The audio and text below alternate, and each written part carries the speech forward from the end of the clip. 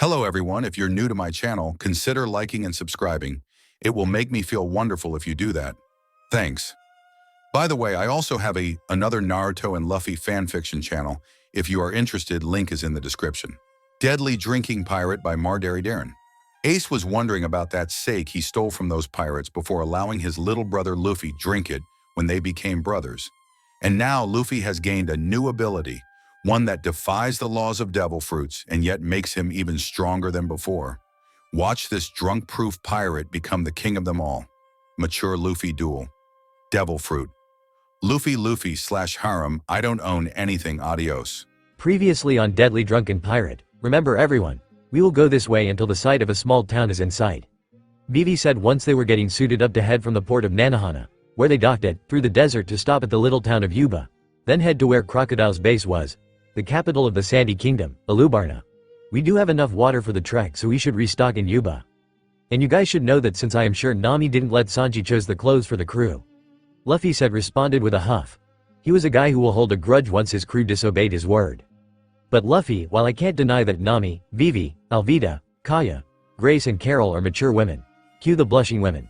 Even desert dancers wear heavy clothing. I don't want them getting burns because you didn't think of that, genius. Now cue the remaining Straw Hats nodding. If only Sanji wasn't just a shameless pervert, he will actually get pity. And if he wasn't a good cook or a strong fighter, he would have been left behind. Another thing to remember, you guys. Zoro then said. No doubt that copying Crossdresser is going to be our enemy if he works for Crocodile. But even if they do figure out how we can tell each other apart, he still won't fool any of you. This time, no one argued or glared. Just looked at the white cloth on their left arms. This was more than a way to stick out in a crowd or fool the world's best impersonator. It was something else entirely. Something that will bond them forever. Hot, the Straw Hats groaned, not only because they feel it, but they had to hear that complaint for the 1,000th time since they started to travel through the desert. And they already had gotten on to a bad start with the Kung Fu dugongs. That type of dugongs has evolved and passed down fighting prowess that closely matches actual Kung Fu fighters. And they even that his still code of honor, that if they should lose to any fighter, they must learn from the victor. Luffy actually defeated them all, so they didn't have to waste any more time after Usopp lost with a narrow defeat. They all begged for the captain to train them, expect Luffy talked them out of it by saying he will train them once they find and destroy any of the minions of Baroque works named Millions and Billions. It helped that Ace had purposely let one of the sails from those ships he blew up so that the Kung Fu dugongs were able to follow the scent like bloodhounds, even under the sea. They were able to find a town, named Aramalu, but there was no chance to even get out of the hot sun there. It was ravaged by the encroaching sea and the extended drought. Vivi knew this town since she was born in Alabasta. But no sandstorm or natural drought can cause the damage to the town that they found. Vivi could only say, dance powder. She explained on the way out of the Aramalu town that dance powder is a substance created years ago, in an entirely different region. One that had no rain at all during any season or month of the year. When the people, with their knowledge of the weather and chemistry, began to create dance powder. It was supposed to force clouds above the land to sprinkle rain and solve all the drought problems. But there was something terrible about dance powder, which soon made the substance illegal in the Grand Line. The problem with dance powder is that it doesn't create water or rain as the creators have thought. They soon learned, from another different region, that rainstorms stopped falling there once they started using dance powder. After some testing, the creators were horrified to find that dance powder actually steals rain from one area and sends it where the substance has been used. Some say that the land was ruled by a king who received negative press from his people and those of the land that lost their rain for his own. That was why he decided to ban the use of dance powder, have it destroyed, and finally moved to where it rains naturally. But like with narcotics and other illegal substances, dance powder only became an item to buy in the black market, and soon made its way to Alabasta. Vivi said that she has been reading of Alabasta receiving rain in one section while the other is forced to suffer a sudden drought. The only answer was that Baroque works, under the rule and word of Crocodile, have been using dance powder illegally while convincing the people it was orders from her father, the current king of Alabasta. She had hoped to infiltrate the ranks in order to find the shipment of dance powder and prevent Baroque works from using it to cause a false civil war. And for a criminal under the government's blessing, aka Crocodile, when Alabasta does start that civil war, it will mean that everyone will want their nation hero to take the king's place. Vivi wishes to stop all this from happening, with the Straw Hats' help. XXXXX. Now the rest of the trek was difficult since there were dangers more than the lack of water in sight and the merciless sun basking down on them.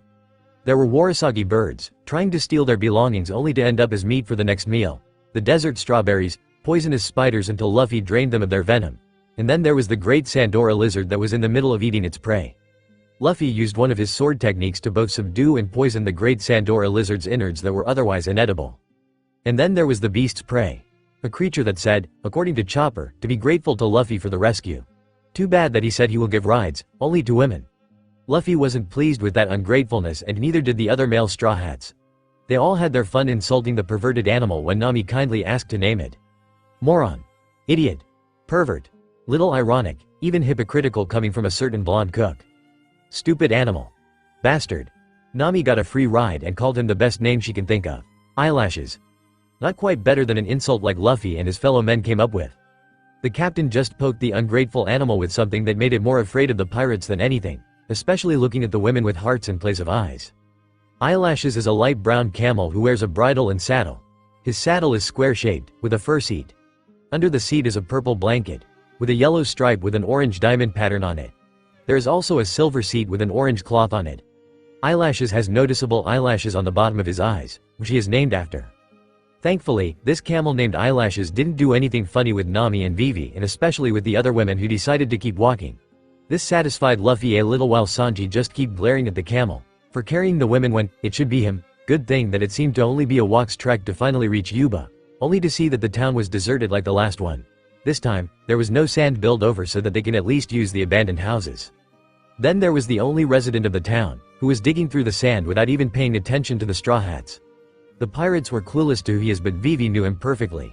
That only made her worry even worse.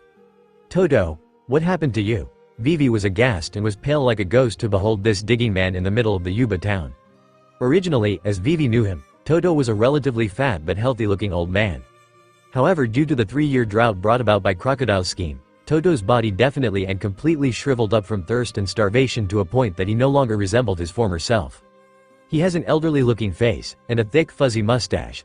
He wears a white wrap around his head, and another gray wrap around his forehead. He wears black robes, that are torn in some places, and a green robe underneath with a dark red lining. Under that, he wears a vertically striped black and white shirt. He also has a turquoise. Toto said that while everyone, including his son, left the town when a freak sandstorm hit Yuba and drained all life from it. But he was stubborn and looked for water, even if it means that he will dig for days without stopping. Then the Straw Hats told him about the previous town being dry from not only a sandstorm but also a drought, which made Toto look like he suddenly lost more life than weight. Crocodile is doing this for sure. I heard that one town had found a cart with bags filled with dance powder, pulled by suspicious people. They said they were going to deliver it to the king until the wheel broke off and the powder was spilled for all to see. Toto said, and Vivi was sweating up a storm. But while that town is losing faith in the king, I will never turn my back to him. He said both me and my son, so my lifelong loyalty to him will stand, even through Crocodile's storms. This was a hint as to Crocodile's power, which is supposed to make him nigh invincible and undefeatable by regular pirates, especially those from the Blue Seas. But that only meant the Straw Hats have to find Crocodile soon, before that criminal mastermind causes another drought and series of false doubt in the king's rule. XXXXX. Toto waved them goodbye until both he and Yuba were out of sight. Doubt that he is going to keep digging for more underground water. And as long as Crocodile is doing as he pleases, he will be doing it forever. That was why Vivi wants to stop the Shichibukai, Sea Warlord, but... No, I quit. Luffy then stopped, sat down in front of a tree and got comfortable. When nobody said anything, I mean it. I am not going to the rebels. If they are going to get themselves killed because they also believed what bullshit that is Crocodile, then it is not my problem anymore. But they are going to get killed. My friends have joined the rebels and Crocodile will kill them, Vivi retorted. I just want to meet up with them and stop this war from happening. Nobody is going to die. Yes, they are.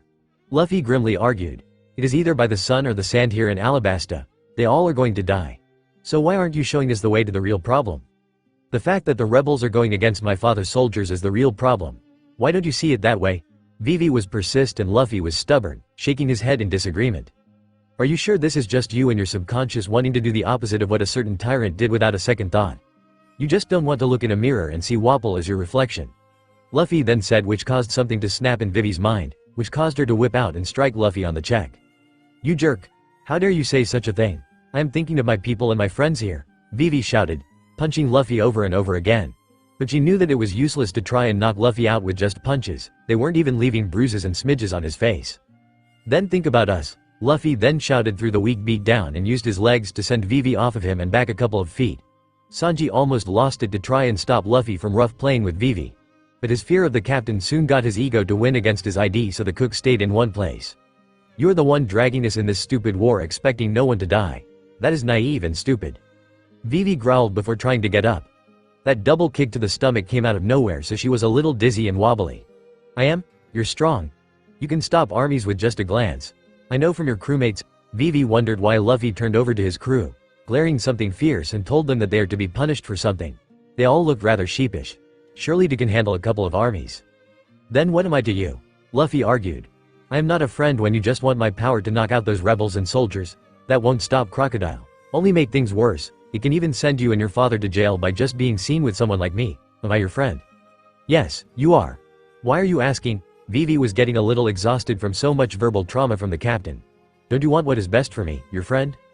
I want that for all my friends, and I am not going to send them to fight an entire country just for a friend. That is not the way to stop a war. Luffy then answered, but a little softer. Trust me, I have been in a war and my instincts were telling me this. The way to stop a war too is to focus on what or who started the war. In this case, Crocodile. Vivi gasped, and before she could comment, yes, I want to beat up Crocodile for what he already done to your home. Once he is done, so will be Baroque works, and then you can try to stop everyone from killing each other. Then the war will truly end once it just begun. Everyone was silent, and then, through a glint of the sun's rays into their captain's eyes, saw that he had seen the horrors of war. All those people who died, killed off and slain in the most horrible ways, just so the side with the most numbers left will win the war. And that either side doesn't care about the casualties, just to get what they wanted, which was denied and caused them to start wars over. So, Luffy then said, walking over to where Vivi had been sitting and thinking about how child she has been about the war. He gave her his hand. Where is Crocodile? Soon enough, and without any more marines to watch out for, Luffy found himself standing in front of what was known as Rain Dinner's casino in the city of Rain Base. The exterior of the building is shaped like a large pyramid. There is a golden crocodile head at the top and is patterned in blue and gold. Crocodile is here. I knew how to tell as soon as I contacted him on Little Garden. Luffy then said, and the Straw Hats said nothing. They just waited for their captain's orders. They need to decide on how to stop Baroque works once they find out what is going on in the sandy kingdom of Alabasta. So, Luffy then said, walking over to where Vivi had been sitting and thinking about how child she has been about the war. He gave her his hand. Where is Crocodile? Soon enough, and without any more marines to watch out for, Luffy found himself standing in front of what was known as Rain Dinner's casino in the city of Rain Base. The exterior of the building is shaped like a large pyramid. There is a golden crocodile head at the top and is patterned in blue and gold. Crocodile is here. I knew how to tell as soon as I contacted him on Little Garden. Luffy then said, and the Straw Hats said nothing. They just waited for their captain's orders. They need to decide on how to stop Baroque works once they find out what is going on in the sandy kingdom of Alabasta. Entering the casino, the Straw Hats were bombarded by a large room filled with assortments of gambling, drinking and roulette machines. It is hard to believe that a casino like this will be going strong. Vivi, you told us that your kingdom is poor because of the incoming civil war. Luffy whispered to the princess, who had to resort wearing a thicker cloak, to prevent any of the Alabasta residents from recognizing her. If they do, then it is major trouble for both her and the Straw Hats. It must be Crocodile and the dealings he does in the underworld through the Baroque works agents. Vivi whispered back bitterly. She was the princess of this country, and now she is forced to watch as Alabasta actually benefit from a crooked Shichibuki warlord doing illegal dealings on her native soil. Of course, Vivi felt a warm and firm grasp on her hand. She felt her friend consulting her in the midst of enemy territory. So can you hone on to Crocodile? Luffy was focused while holding Vivi's hand. He couldn't have forgotten Crocodile's signature now. He needed to find out where the Shichibuki was, within the casino. It seemed to be coming from beneath the lobby. If only Luffy was able to find where the passenger way down. But the pirate captain didn't even have time to think when Mugiwara, Straw Hat. It was Smoker, still on a dead man person at a time like this. Run! Luffy shouted, not caring any more of the attention this was giving him. Smoker had sold them out to all the customers, staff and possible agents in an instant. They then saw some of the men in uniforms showing a hallway breaking off into two opposite directions. In the middle was a sign that pointed the left to be the VIP. Forget it and go the other way, Luffy shouted, and he went right accordingly. But his crew just didn't listen and followed the sign anyways, with Smoker following close behind. Luffy let out a sigh of disbelief, looking down that way, which stank of a trap. Oh, this is so not happening. XXXXX later. I hope you are happy, Smoker. Luffy said with the muscles in his forehead twitching in frustration. Because of your prescient and annoying chasing, we were found out way too soon. And I couldn't keep my crew from taking the wrong hallway, and now I am trapped in her with you. Kidnapping, my ass. The reason for Luffy's foul mood was that when he chased after his crew, being chased by Smoker, they all ended up in cage underneath the casino. It was a large room, big enough for conferences and maybe even rich parties. That was to be said about the decor that was complete with windows showing a large amount of water. almost like an aquarium. This was the trap that Luffy knew was there, but in an act of karma, it didn't make a difference. "Shut it, Mugiwara. You know perfectly well that as a marine, my duty is to arrest pirates on the spot. Nobody told you to run," Smoker grumbled very loudly, trying to get comfortable on the floor of the cell. "And you should be trying to think of a way out. It's bad enough that the cell bars are made of sea stone."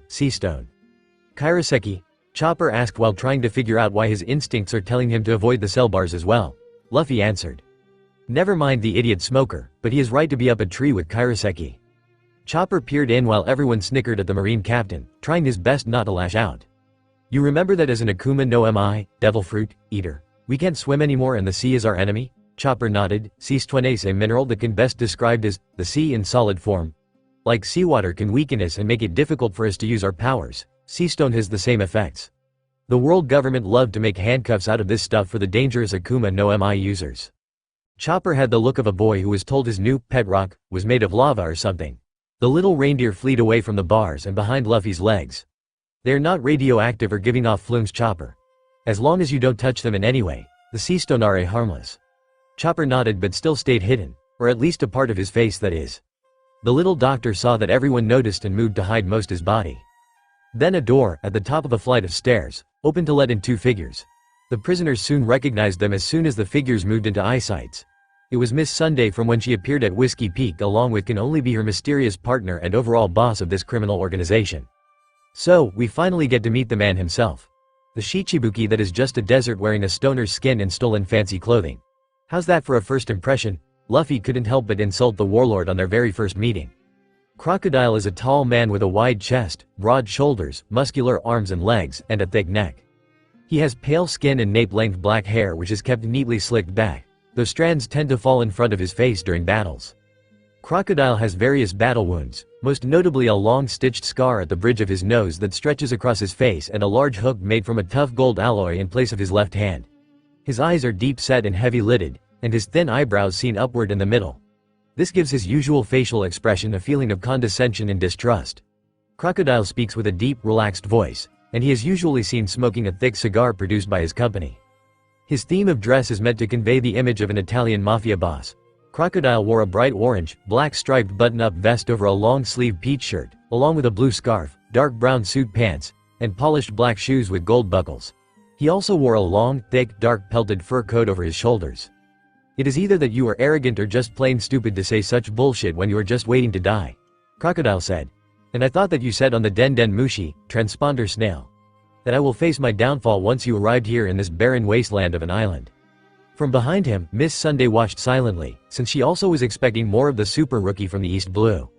It was almost comical after how she was kind enough to make their journey easier by avoiding Little Garden. It was a pleasant surprise that the Straw Hat Pirates were able to escape that jungle of an island. Then Crocodile said, "I am surprised that Mr. 3 didn't kill you or that idiot didn't." This confused her, and Crocodile didn't sound like he was making this up for the sake of taunting the pirates plus Marine Captain. "But boss, you said," Miss Sunday was about to speak up, when she remembered on how strange Crocodile acted after Luffy hung up on him. She still wasn't sure of what happened. "Who said you can butt in? You have nothing to say after what you did at Whiskey Peak, along with your nerve to tell us where to go." Luffy sneered at Miss Sunday, somehow causing her to swallow any words she wanted to say. "I sure didn't ask for your option, Miss Sunday. So, shut it." Crocodile was either aware or not that he actually agreed with Luffy rather than getting Crocodile comfy with his captured prey. "Now then, bring in the princess. She needs to see this." And Vile out of the cage, a prisoner herself in the clutches of Crocodile. "I am warning you, Crocodile, if you harm her in any way," Luffy growled out while the Shichibuki paid no heed to. "Well, princess, thought that you can find out who was in charge of Baroque works by having the nerve to become one of my agents, only to try and sell me out?" Crocodile asked sadistically. Vivi couldn't speak in front of such a powerful and influential figure. She heard tales and even saw his power, the definition of what she calls invincible. Then again, words won't free Vivi from the rope bounds keeping her in the seat staring down the table covered in rich and expensive food. Every crumble on a plate and every drop in a glass was from Crocodile benefiting off this fake civil war and countless crimes committed on her homeland. It was like all this food was laughing at her for being so foolish and childish. That no matter what Vivi does, Crocodile will get richer and soon he will get what he wants out of Alabastra. "If you have nothing to say then you will," Crocodile spoke in an ominous tone before appearing right in front of the cage, grabbing Luffy by the throat hard. "After your foolish captain dies," Crocodile tugged at Luffy, slamming the rookie's head against the sea stone bars. Immediately, the sound of a neck snapping was heard. Luffy, Nami screamed the hardest out of everyone and tried to will herself to hold her boyfriend's limp body. Yet something didn't add up with this picture, and it actually made Nami feel relieved somehow. "Well, what do you have to say now?" Crocodile sadistically asked the princess, but there was no time for an answer when the Shichibuki noticed that the boy he was torturing wasn't leaking blood from his mouth. Instead of blood, out came some kind of slime that burned at his hand. What the hell?" Crocodile roared like a wild animal who got his hand covered in fire and released Luffy, only for the figure to remain lying on the sea stone bars. Only for Luffy to morph into some kind of melting mold of the stuff that caused the sea stone to sizzle and melt. "Aruabata, Ale Avatar." A voice from the shadows got everyone's attention. "Now what did my creation ever done to be locked up in a cell and slammed into its bars?" Crocodile was the only one with a jaw not on the floor. His was gritting in frustration and anger. "Oh well, Aruabata-kun bought me more than enough time to fiddle around with your pad, and he did give your prey a way out. I think he did good, will you agree?" "You, how?" Crocodile shouted, trying to get his breath back, and Luffy answers with a just shrug. "Well, I was the one torn in the middle and no way out of a couple of terrible decisions. I had to do some inside digging for a way to get the upside on you." Luffy trailed off. Flashback begins. Storeroom, where do they keep it around here? Luffy asked himself during the time he was torn between going after his crew and deliberating walking into a trap that he had hoped to avoid. The only solution to get out between this rock and this hard place is for Luffy to find where the casino stores all the wine and sake ready for the wealthy customers feeling like getting drunk. Then Luffy found a plain wooden door that had the unmistaken smell of a winery. "Don't mind if I do." Luffy hummed to himself as he opened the doors to see barrel upon barrel of wine, liquor, sake and beverages of the highest quality alcohol. Perfect. Flashback ends. You can fill in the rest. I just had to make sure you won't know until the right time. Why do you think I was stupid to fall for a glaringly oblivious trap? Luffy then glared at his crewmates, who felt a little guilty and sheepish. "For your punishment, one agent for each of you, alone." Luffy finished there without arguments and instead with laughter from a certain pirate wearing a king's robe. "You talk like I am just going to let you go, but while you can escape, the princess dies here." Crocodile hurried to strike Vivi with his golden hook, but his attack was blocked by another Luffy, complete with a copy of the original Luffy's rapier. "You are too predictable, Crocodile," Luffy said calmly, not budging from his spot. "And you love your winery a little too much. I just helped myself to place a few more Aruabata." As soon as the pirate captain finished off, Crocodile found himself surrounded by Luffy's Aruabata. Suburusu, sables, Crocodile summoned a sandstorm that blew away the Aruabata and even caused them to revert back to bundles of wine. But then it all changed direction in midair, as if they were being sucked into something. It was a wine bottle that Luffy had in hand, almost like when a certain man returned a genie back to its lamp. Luffy promptly capped that bottle, rather use the standard wine cork. Now that wasn't nice. I spent a good few minutes assembling and sculpting them to look good. It was a pain to hide most of them in the time I had to spare. The pirate captain mocked Crocodile, making the Shichibuki slightly more pissed. "I will shut you up." Desato Supata, Desert Spada, Crocodile angled his hand to face Luffy and it transformed into a sand blade, shooting out to strike the captain. And yet it moved rather slow to Luffy's standards, allowing him to reach for the dinner table. He took it and threw it up in the air to be a shield, blocking the Desato Supata. "Predictable, stupid and now slow. Soon everyone will call me the Shichibuki, not you." Luffy made another mockery, hopping above the table and out of reach of the Desato Supata. "I will make you drown those words in my sands," Crocodile growled at this embarrassment. "Just how hard is it to kill this rookie?" Suburusu, Crocodile caused his sands to form into another miniature sandstorm and shot it at Luffy. The super rookie just took out his rapier. Sake ga suppai, sake turned sour. Luffy amazed his audience by striking the Suburusu with a supersonic stab that had high air pressure, increasing its power. Not only was the Suburusu destroyed but also the entire dinner table, freeing Vivi from his binds in the process. And before Crocodile or Miss Sunday could respond to this development, the princess had vanished from the ruined dinner table. "Okay guys," Luffy's voice brought attention to the top of the cage. That was where Luffy was standing, with Vivi secure and safe in his arms. "You can get a lighter punishment if you get Vivi got out of here and to her next destination. I may even take out a couple of agents if there isn't a single bruise on her." Sounds good. It was an amusing sight to say the least, with the Straw Hat Pirates acting more like naughty little children receiving an ultimatum regarding their punishments. And like little children, they just nod and responded with, "Yes, Captain." Then get going. Vivi was dropped down to the level of the cage gently, and into Chopper's arms as part of his human form. All while Luffy's eyes didn't stir away from his two enemies. "You two might want to scram, Miss Sunday. I hate for you to drown in this stuffy room like we are." Luffy's words almost set Crocodile off, like turning a switch back to, "On, what hell are you doing, Miss Sunday?" Make sure that the princess doesn't make it back to Alubarna. The mysterious woman with the fedora just couldn't make out how this rookie was able to change the circumstances into his favor and practically treat all this like a game. Just what kind of man are you, Mugiwara? With that and more thoughts in mind, Miss Sunday took her time while the Straw Hat Pirates flee with the princess, until they were out of sight. Now there was only Luffy and Crocodile left in the underground room. Why send your crew away? Are you afraid that they will see your demise if otherwise? Crocodile tried to mock his enemy until a sickening cracking sound was to be heard, followed by the sound of rushing water. The Shichibuki turned to the glass of his large aquarium, filled with his pet reptiles that share his namesake. Speaking of which, there was a R's embedded in the glass, starting a chain reaction of cracking with a few leaks. But before Crocodile could respond, the glass immediately shattered and enough water to follow a town soon filled the room. The Shichibuki finally cemented the fact that he ate an Akuma no Mi when he acted like the water was acid to him. And Luffy was perfectly safe while on top the cage. What the hell, Mugiwara?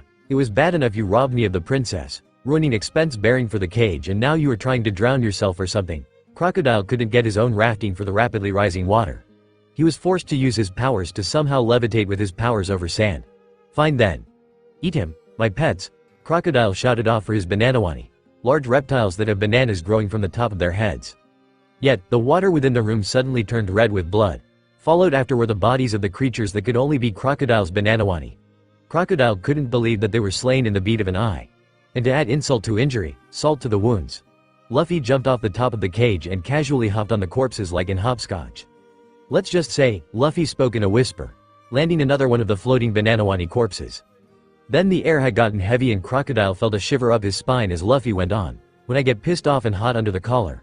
The Shichibuki noticed that Luffy turned pink and steam was rising from various spots on his body. I become a real devil. At the very presence of this new Luffy was enough to make Crocodile sweat through his thick clothing. He just didn't know it was from the heat of the room or fear. Damn you, Mugiwara. Crocodile cursed at his body refusing to move and his voice not leaving his mouth. Let's just say, Luffy spoke in a whisper while the room suddenly had gotten hotter, like on a summer day, and yet Crocodile was feeling a terrible chill down his spine. When I get pissed off and hot under the collar. The Shichibuki noticed that Luffy turned pink and steam was rising from various spots on his body. I become a real devil. At the very presence of this new Luffy was enough to make Crocodile sweat through his thick clothing. He just didn't know it was from the heat of the room or fear. Damn you, Mugiwara. Crocodile cursed at his body refusing to move and his voice not leaving his mouth. I do hope that Luffy-kun will get out, Nami muttered as her eyes were still glued to the front door of the casino. It was no longer bursting with high-paying customers or the sounds of slot machines handled from left to right. When the Straw Hats fled the underground room, they scared the customers since they were pirates. And while the business had fled, the Straw Hats couldn't bear moving another step away from their captain, still inside. Meanwhile, they met up with Sanji, Kaya and Alvida. It seemed that not everyone set off Crocodile's trap while Luffy purposively walked in for his crew's sake. These three had got separated and found each other outside the casino, told by the real Luffy in secret to wait for when the others will run out free. And this time, Sanji stayed good and kept a good watch out for Alvida and Kaya rather than flirt with them shameless. Then they came. Where is Captain Smoker? The Straw Hats turned to a squadron of Marines, led temporary by the second-in-command Tashigi. The pirates then realized that not only did their captain stay behind but Smoker never fled with them. But before any one of them could respond, the ceiling of the casino exploded like an erupting volcano that was followed by Yada Atami no Tabi, Journey of Drunken Pain. That was a loud and clear voice that most of the witnesses recognized. Of course, they had to see the casino cut in half and a flood of water gushing out both sides. Then, look, up there, one of the Marines happened to glance in that direction and pointed out a figure or two airborne. Then the two figures started to sprint around in midair, a lot like a bee until they both landed right in front of the pirates and Marines. Phew, for once I am glad that there is all this sand. Anything will beat that nightmare. It was Luffy, slightly soaked, with his rapier still out in hand and with Smoker carried underneath his other arm. The Marine wasn't worse for wear, and he was twitching so Smoker was still alive. Captain. Both groups called out for the pair and were about to run towards each of them until Luffy released Smoker and blocked a jab from the said Marine with his rapier. Mugiwara, Straw Hat. Why the hell did you save me? I am your enemy, Smoker snarled at Luffy, a little lacking in gratitude. For a moment, the pirate captain said nothing. He remembered that Smoker didn't leave the room, no doubt readying to arrest both Luffy and Crocodile. But instead the room was flooded with both Luffy and Crocodile going at each other's throats. Smoker could have drowned because of his annoying inability to swim. Smoker, Luffy finally spoke, some call you stubborn and stupid. I call you a man with his mind straight and brave enough to go for it. Smoker couldn't make out this answer. Some say that you're too dumb to quit. I think that you are prescient enough to change. Yeah? What kind of shit are you trying to pull here, pirate? Smoker responded, and Luffy never let his grin up, slightly infuriating the Marine captain. What I am saying is that you are a good man, Smoker. I don't mind one bit to help you against the common enemy now and in the future. Luffy answered, and Smoker gritted his teeth at the compliment. He even found his arm lowering his weapon, much to his chagrin and the other Marines. You are a man that I won't mind sharing some secrets I learned. One of these will help you preserve millions of lives. Are you willing to hear it? In return, my crew and I go after Crocodile and Baroque works? Smoker thought hard on it. Luffy still saved his life, so as a man, the Marine owes the pirate a favor. He placed his weapon aside, ignoring his squadron's complaints and objections. It better be good, Mugiwara. Luffy immediately walked up to Smoker, confident that the Marine won't try anything. The pirate captain then whispered a few words that nobody else was able to make out. Whatever it was, the severity of it was enough to make Smoker widen his eyes in horror. This better not be some bullshit you are shitting, Mugiwara. I am the worst liar in the world, Smoker. I wasn't even able to talk my way of snatching a piece of meat if it meant my life. So yes, it is true. Luffy responded loud and clear. Then he cut off to see what Smoker will do next. For this once, the Marine captain spoke up. You and your crew will walk away. The Marines were tempted to object and the Straw Hats were the same to jump in joy. But never expect this to happen again, understand? I do, Smoker. I trust a man like you to do the right thing. Luffy said. Guys, we are going after Baroque works and get Vivi to stop the upcoming war. Let's scram. Luffy gave his orders and the Straw Hat pirates fled with the princess still in company. The Marines were forced by their captain's compromise to let them go.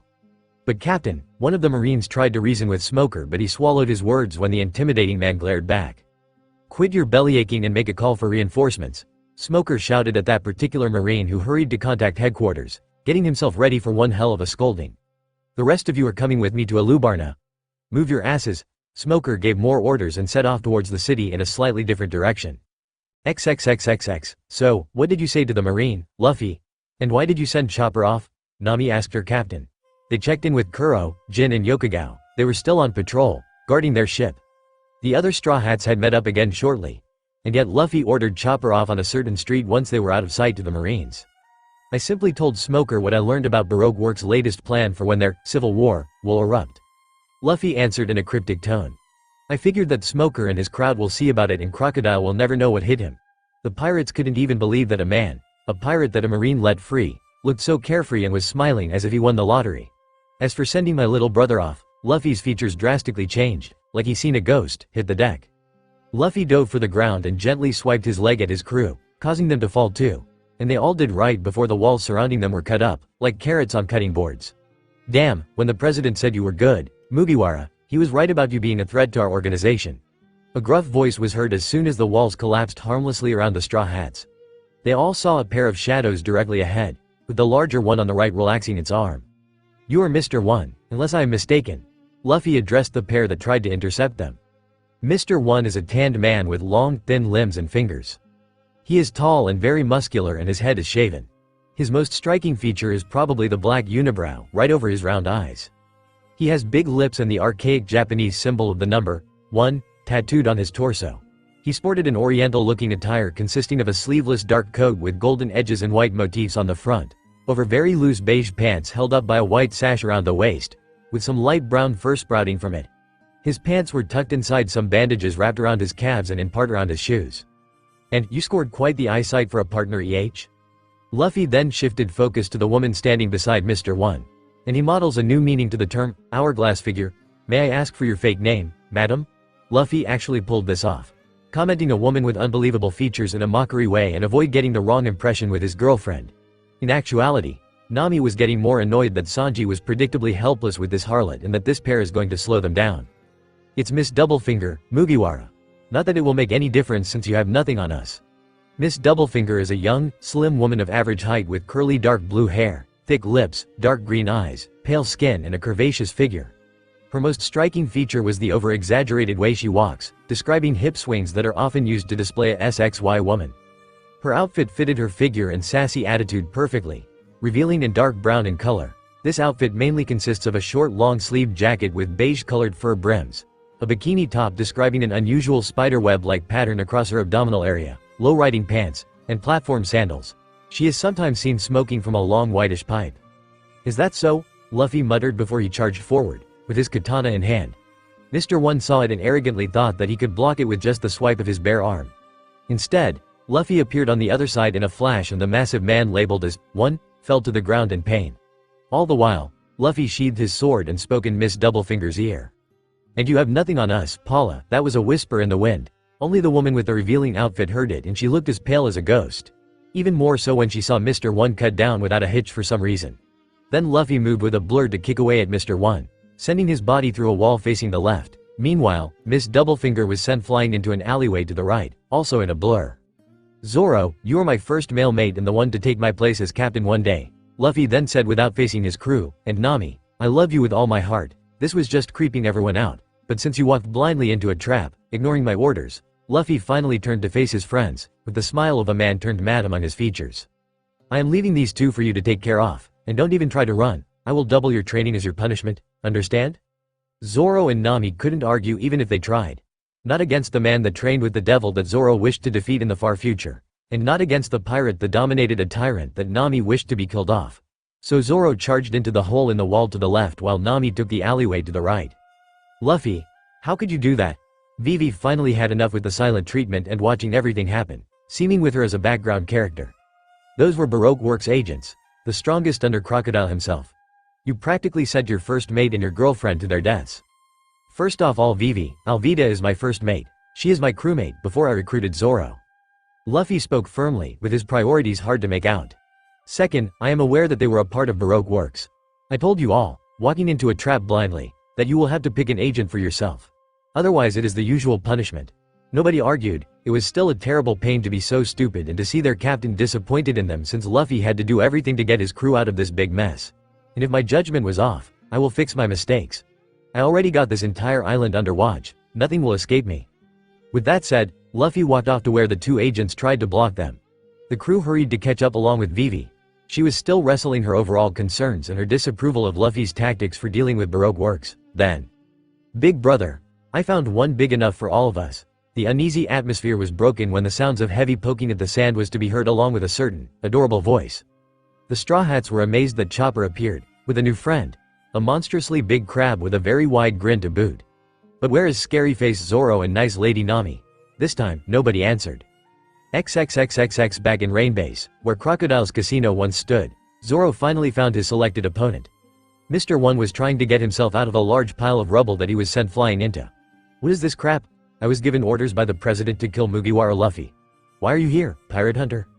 Zoro simply got into his signature posture, with his swords getting a slight darker hue. "Damn, I still can't cover all of my swords with Busashoku Haki, armament Haki. Yet, hope this is still enough." Zoro cursed to himself and then focused his entire attention to Mr. One, who looks barely any more amused. "Oh, your captain stuck you with me Mr. One sneered and got in his own stance. "This will just be a short delay. I will hate to have President more humiliated than he already was." "It won't matter." Zoro grumbled through the handle of the Wado Ichimonji, a technique that he spent years to perfect. "Nobody on this damn sandy wasteland of an island can stop Luffy. Your boss will never win. Should you be more worried about your own defeat?" Mr. One, in a single sentence, shoved aside Zoro's words and arrogantly proclaimed his victory before they even started to fight. "Then again, your pathetic swords won't even scratch me. And once I am done, I will cut Mugiwara to ribbons, starting with you." Mr. One charged in with his bare hands for a claw swipe, and the kicker was when Zoro tried to block it with one of his three swords only to hear the sounds of blades clashing and saw that Mr. One's hand was actually pushing against him. Zoro then saw something up about that hand and honed instincts screamed for him to jump back. But once Zoro did, he widened his eyes that when Mr. One's second swipe missed, Zoro's clothes were shredded and the house next to them was also sliced and diced. That was when Zoro realized that it must be an Akuma no Mi, devil fruit. Mr. One smirked viciously and then laughed. "Took you long enough. I ate the Supa no Mi. Dice fruit. I can freely transform my body parts into blades that are matched only by the legendary swords. A lot the one you shamelessly clutch with your dirty teeth."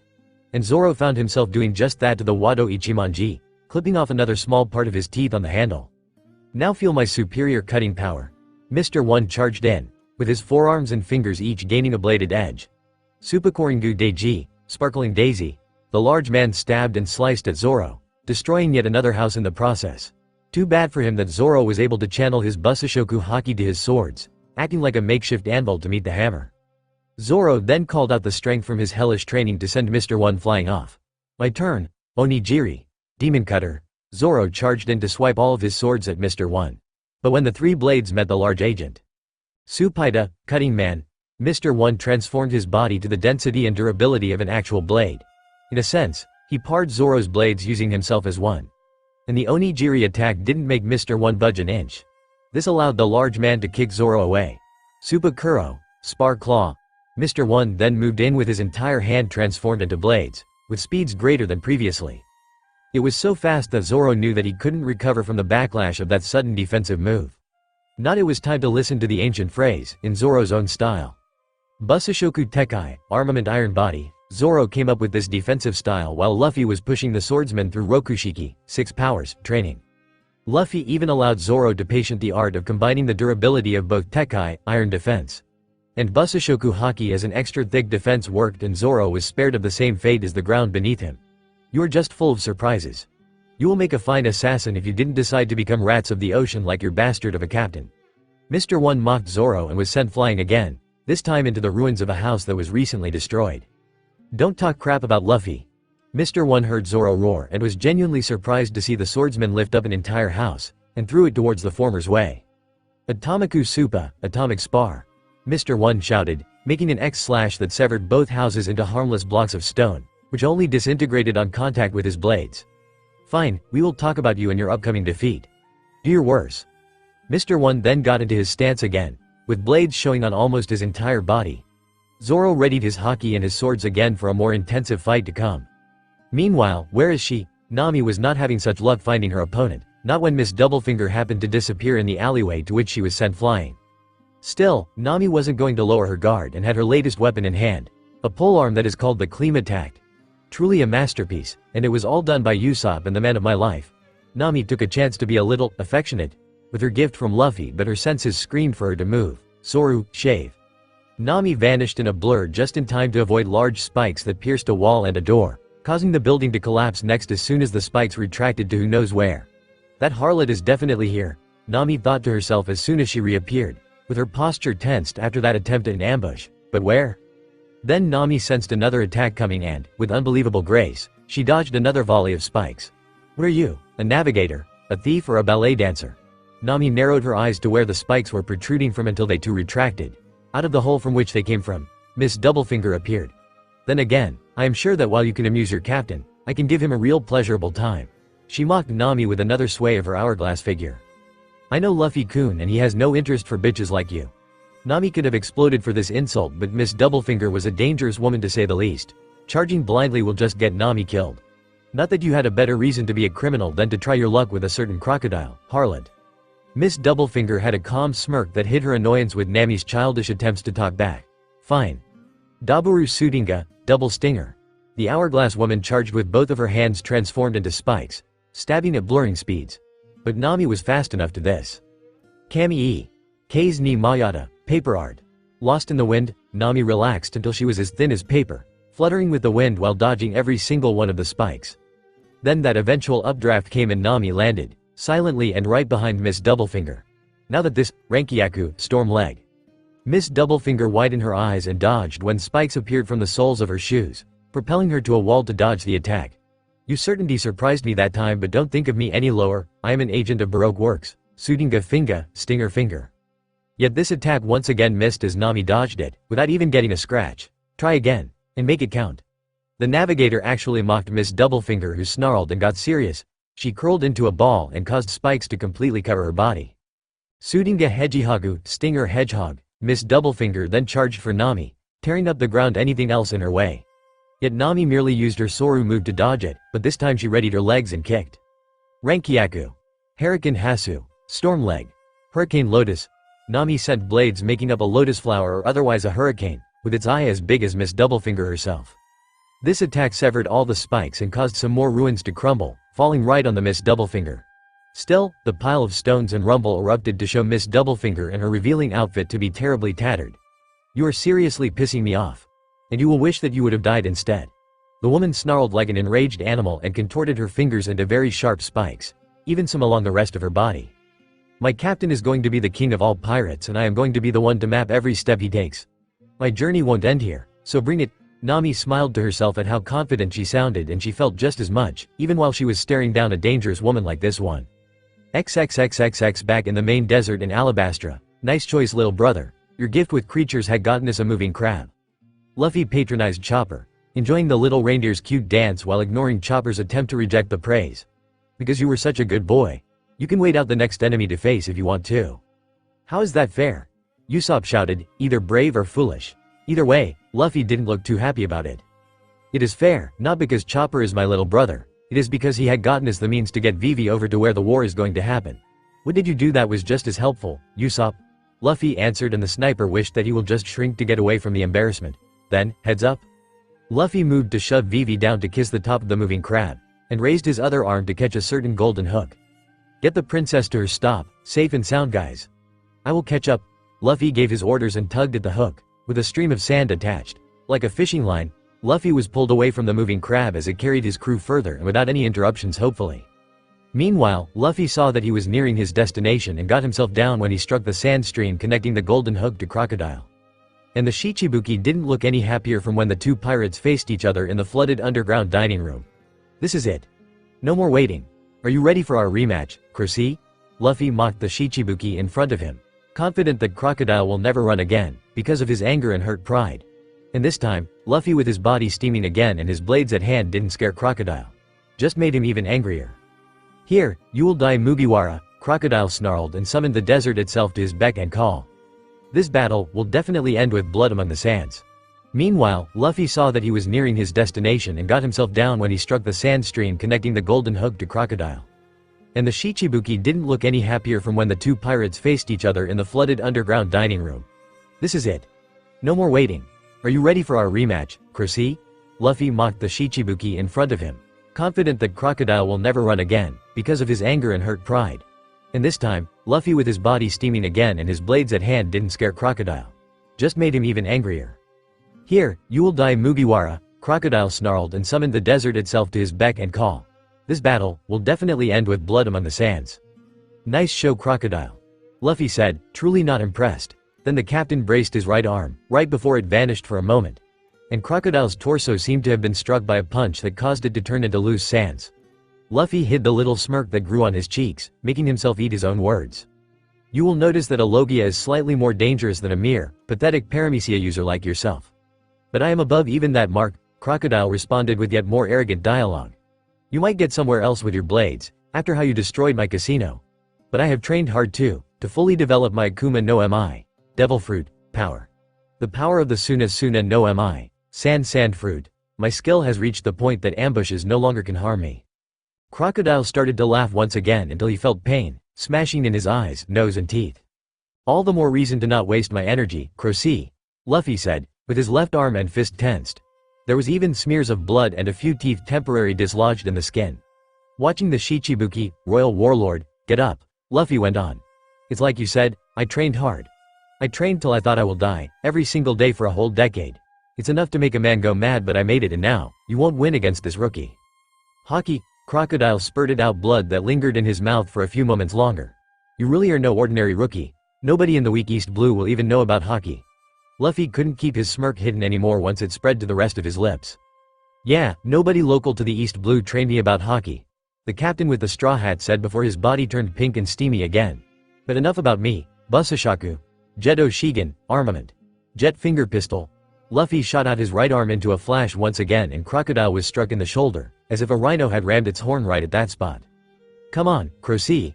I have 1,000,000 of them ready to see that you fall here, in the desert where you are right at home. Luffy shouted and reacted with his senses when the something hurried through the sands like a torpedo.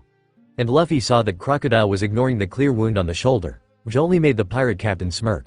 That's more like it. Crocodile couldn't believe that a rookie was able to get so much humiliation and smearing on his pride, and Luffy still wasn't dead yet. You will drown in the sands for all this. Desato Supata, Desert Spada. Crocodile slammed his fist down on the desert surface and another surge of sands toward Luffy. Too bad that the Straw Hat Captain was as agile and hard to hit as he was irritating the Shichibuki. You won't escape this, Desato Girasor, Desert Girasole. The desert suddenly turned to quicksand and actually caught Luffy by the ankles of his feet, swiftly pulling the rookie captain down below. Then it suddenly erupted with a geyser of something thick and red, like blood. yet it only drenched Crocodile in it and the desert sands near his feet. Huh? Not so strong, you damn rookie. Crocodile noticed that his sights were getting blurry and somehow he was extremely dizzy and lightheaded. What the hell? Aruabata, El Avatar. Do we have to repeat your lesson all over again? Luffy appeared right behind Crocodile. I simply told him to keep you busy while you were playing around in your sandbox. And you still drink wine Crissy? Luffy stated before hitting the Shichibuki hard on his back, promptly the once proud Crocodile to vomit shamelessly and right in front of Luffy. You, Crocodile tried to growl, but even that was difficult with his dinner for tonight and the previous nights were all coming out in a rather disgusting waterfall. Luffy's smirk didn't even flatter. Don't be a baby, Crissy. Luffy mocked the Shichibuki. It is just that you are not only letting loose the contents of your fat stomach, there is just some of your strength gushing out too. Crocodile widened his eyes and tried to stop the waterfall that just won't stop, only for his only good hand to not budge. It would only daggle like a limp snake's tail. You can thank the Yapara Mani Nijiru, relieving before sober, technique, only one of my million tricks. That was it. Crocodile couldn't take it anymore and screamed for his power to turn him into sand to escape, not caring if they were getting covered in his stomach juices. Crocodile even ignored the fact that he was suddenly at his 100% once he was freed from Luffy's touch on his back. Die, Suburusu. Crocodile screamed with the face of a man turned mad, not holding back anymore. This time, his sandstorm instantly reached several feet high and several meters wide. It threatened to engulf most of the very desert of Alabasta, though one thing was clear. Everyone on the sandy island will all see it for themselves. XXXXX. Meanwhile, how can any of you not see that Luffy is going to get killed out there? Vivi was besides herself when she could see the large sandstorm raging in the desert. She could tell that this was Crocodile and it actually made her realize that he had the power to wipe out an entire town. How can Luffy even keep up with that much power? Vivi, Usopp had nothing to say that the worried-to-death princess hadn't heard before. Not that it mattered, she won't feel any better about this even if the sniper had to try to speak for his captain's sake. Usopp's eyes then shot out, his arm swiftly grabbing his rifle and shot out a round at a random angle. Only for the shot to explode in the air in a fashion that made something else fired. More agents from Baroque Works. No doubt here to see that you never get to Alubarna, Usopp said while getting the rest of his belongings laid out on the moving crab, prompting Vivi to act. You are not serious about facing them, Usopp. These agents are not standard pirates, they're killers, heartless assassins. You'll get killed. Vivi just couldn't believe that her friends were running off or being sent by Luffy, one by one. And all they had to say was for her to get to the capital of Alabasta. There are worse things, Vivi. And if I am going to get killed, it wouldn't be from a wound to my back. Those kill cowards and I will not die a coward, Usopp retorted. Besides, Luffy wants me to be his sniper. The one who will protect the king of pirates, and that is why I am going. It will be faster that way. With that said, Usopp jumped off the moving crab, landing back on the desert with real grace this time. But before Vivi could call out for him again, Chopper gave the reins to Alvida. Protect Vivi the best you can, and hurry, the little doctor said and jumped off the moving large creature to try and keep up with Usopp while in reindeer form. Just what is wrong with this crew?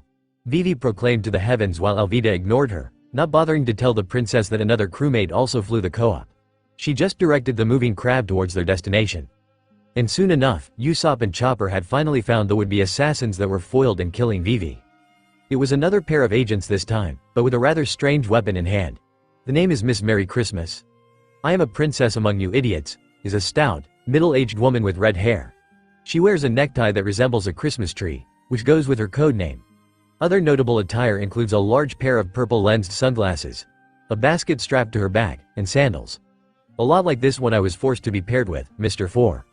Mr. Fore is rather tall and fat, has big lips, and wears a green shirt that covers most of his body with black pants and gray running shoes. Like all other officer agents, his number is expressed somewhere on his clothing or his person. Mr. Fore has an obscure "4" design on his shirt, as well as a "4" on his baseball bat. Sorry, Miss Mere. The large brute spoke so slow, it was like his tongue was as slow as a snail. It was so bad that it was ridiculous. Never mind, you idiot, shut up, the little woman retorted harshly. Anyhow, you two idiots just walked up to your deaths. With my brains, Mr. Fore's brawn, and our trusty lasso. Lasso was simply a sandy brown gun, similar to a bazooka, that has handles on the sides and a contoured barrel. It's bad enough that we are stuck with a mole, a dunderhead, and both name their gun like a house pet. My father and I will be embarrassed by their obsession. Usopp mocked them and got an immediate response out of the short lady. I am not a mole. Not just yet. Usopp and Chopper only showed as little as an eyebrow raised. That's right, as a prince, I ate an Akuma no Mi. The Mogu Mogu no Mi, Mole fruit. Watch and weep. Idiots. While not gaining as much an inch taller, the lady's face gained a mole's snout while her hands and feet gained large claws. Now you are a penguin? Usopp commented bluntly, which got the mole woman really ticked. But she didn't say a word when the assassin saw that Usopp had a knowing smirk on his face, one that said, I know what you are but I don't care, never mind. You are still not going to harm Vivi, none of you will. You won't steal this country. Watch us, you big idiot, hit that freakish tanuki, raccoon dog. The mole woman screamed at her partner and the massive man moved in with a large metal bat, with speeds that surprised the two straw hats. Usopp was able to move at high speeds, yet his skill with Soru hadn't reached the level of even a blur just yet. Meanwhile, Chopper took out one of his rumble balls and activated his guard point form to take an otherwise fatal blow. Meanwhile, Usopp heard that voice and had a shiver down his spine, that something painful was going to happen. And the sniper cursed himself for lowering his guard, which allowed a pair of mole hands to grab his legs by the ankles. I will have my fun with you, nose freak. Mogurazuka Highway, Moletown Highway. It was the mole woman, apparently digging underneath the surface of the desert sands. And she dragged Usopp along at impressive speeds, until the sniper saw that she was going to dig underneath some rubble and walls of some ruins. And, Mogu Mogu Inpakuto, Mole Impact. It was clear about Miss Merry Christmas's idea of an attack. And Usopp felt it with pain throughout his body. With every wall he was forced to go right through while the grip on his ankles never loosened. What's the matter? The mole woman asked sadistically, still holding Usopp's legs after that barrage of walls. The sniper looked slightly rugged and worn, with his clothes dirtied with sand and rock from the rubble. Are you out already? You really are the third wheel of them all, idiots? You're pathetic? Actually, Usopp then spoke up and the mole woman finally gazed up to see that Usopp's entire front side was shiny black, without as much as a scratch. I was waiting for you to run out of walls to drag me through. Then you won't be able to stop me from doing this. Usopp descended his fist downward and hit Miss Merry Christmas hard on the head. Then the sniper grasped it and threw the mole woman high into the air. And this, Usopp aimed his rifle directly at the sky and shot out rounds that were off like sonic booms, causing the agent to explode before landing on the ground, burnt worse than a roasted pig overdone. Cough cough. Miss Merry Christmas got up and looked very unhappy about this turnabout. You really are getting on my nerves, you idiot. I am an agent of Baroque Works. Miss Merry Christmas readied her mole hand to strike at Usopp. Mogura banana. Mole palm shoot. The mole woman charged with her mole fangs ready to claw at the sniper, but Usopp charged for Miss Merry Christmas with his rifle, this time covered in hockey but also with something else. Something that caused the mole woman to fall to the ground, which then exploded at the touch, right when Usopp passed her. Taruno Shitano Kakushiha. Hidden blade underneath the barrel. A close looker at Usopp's rifle revealed indeed a hidden blade edge that was located directly beneath the gun barrel, making for a robust sword.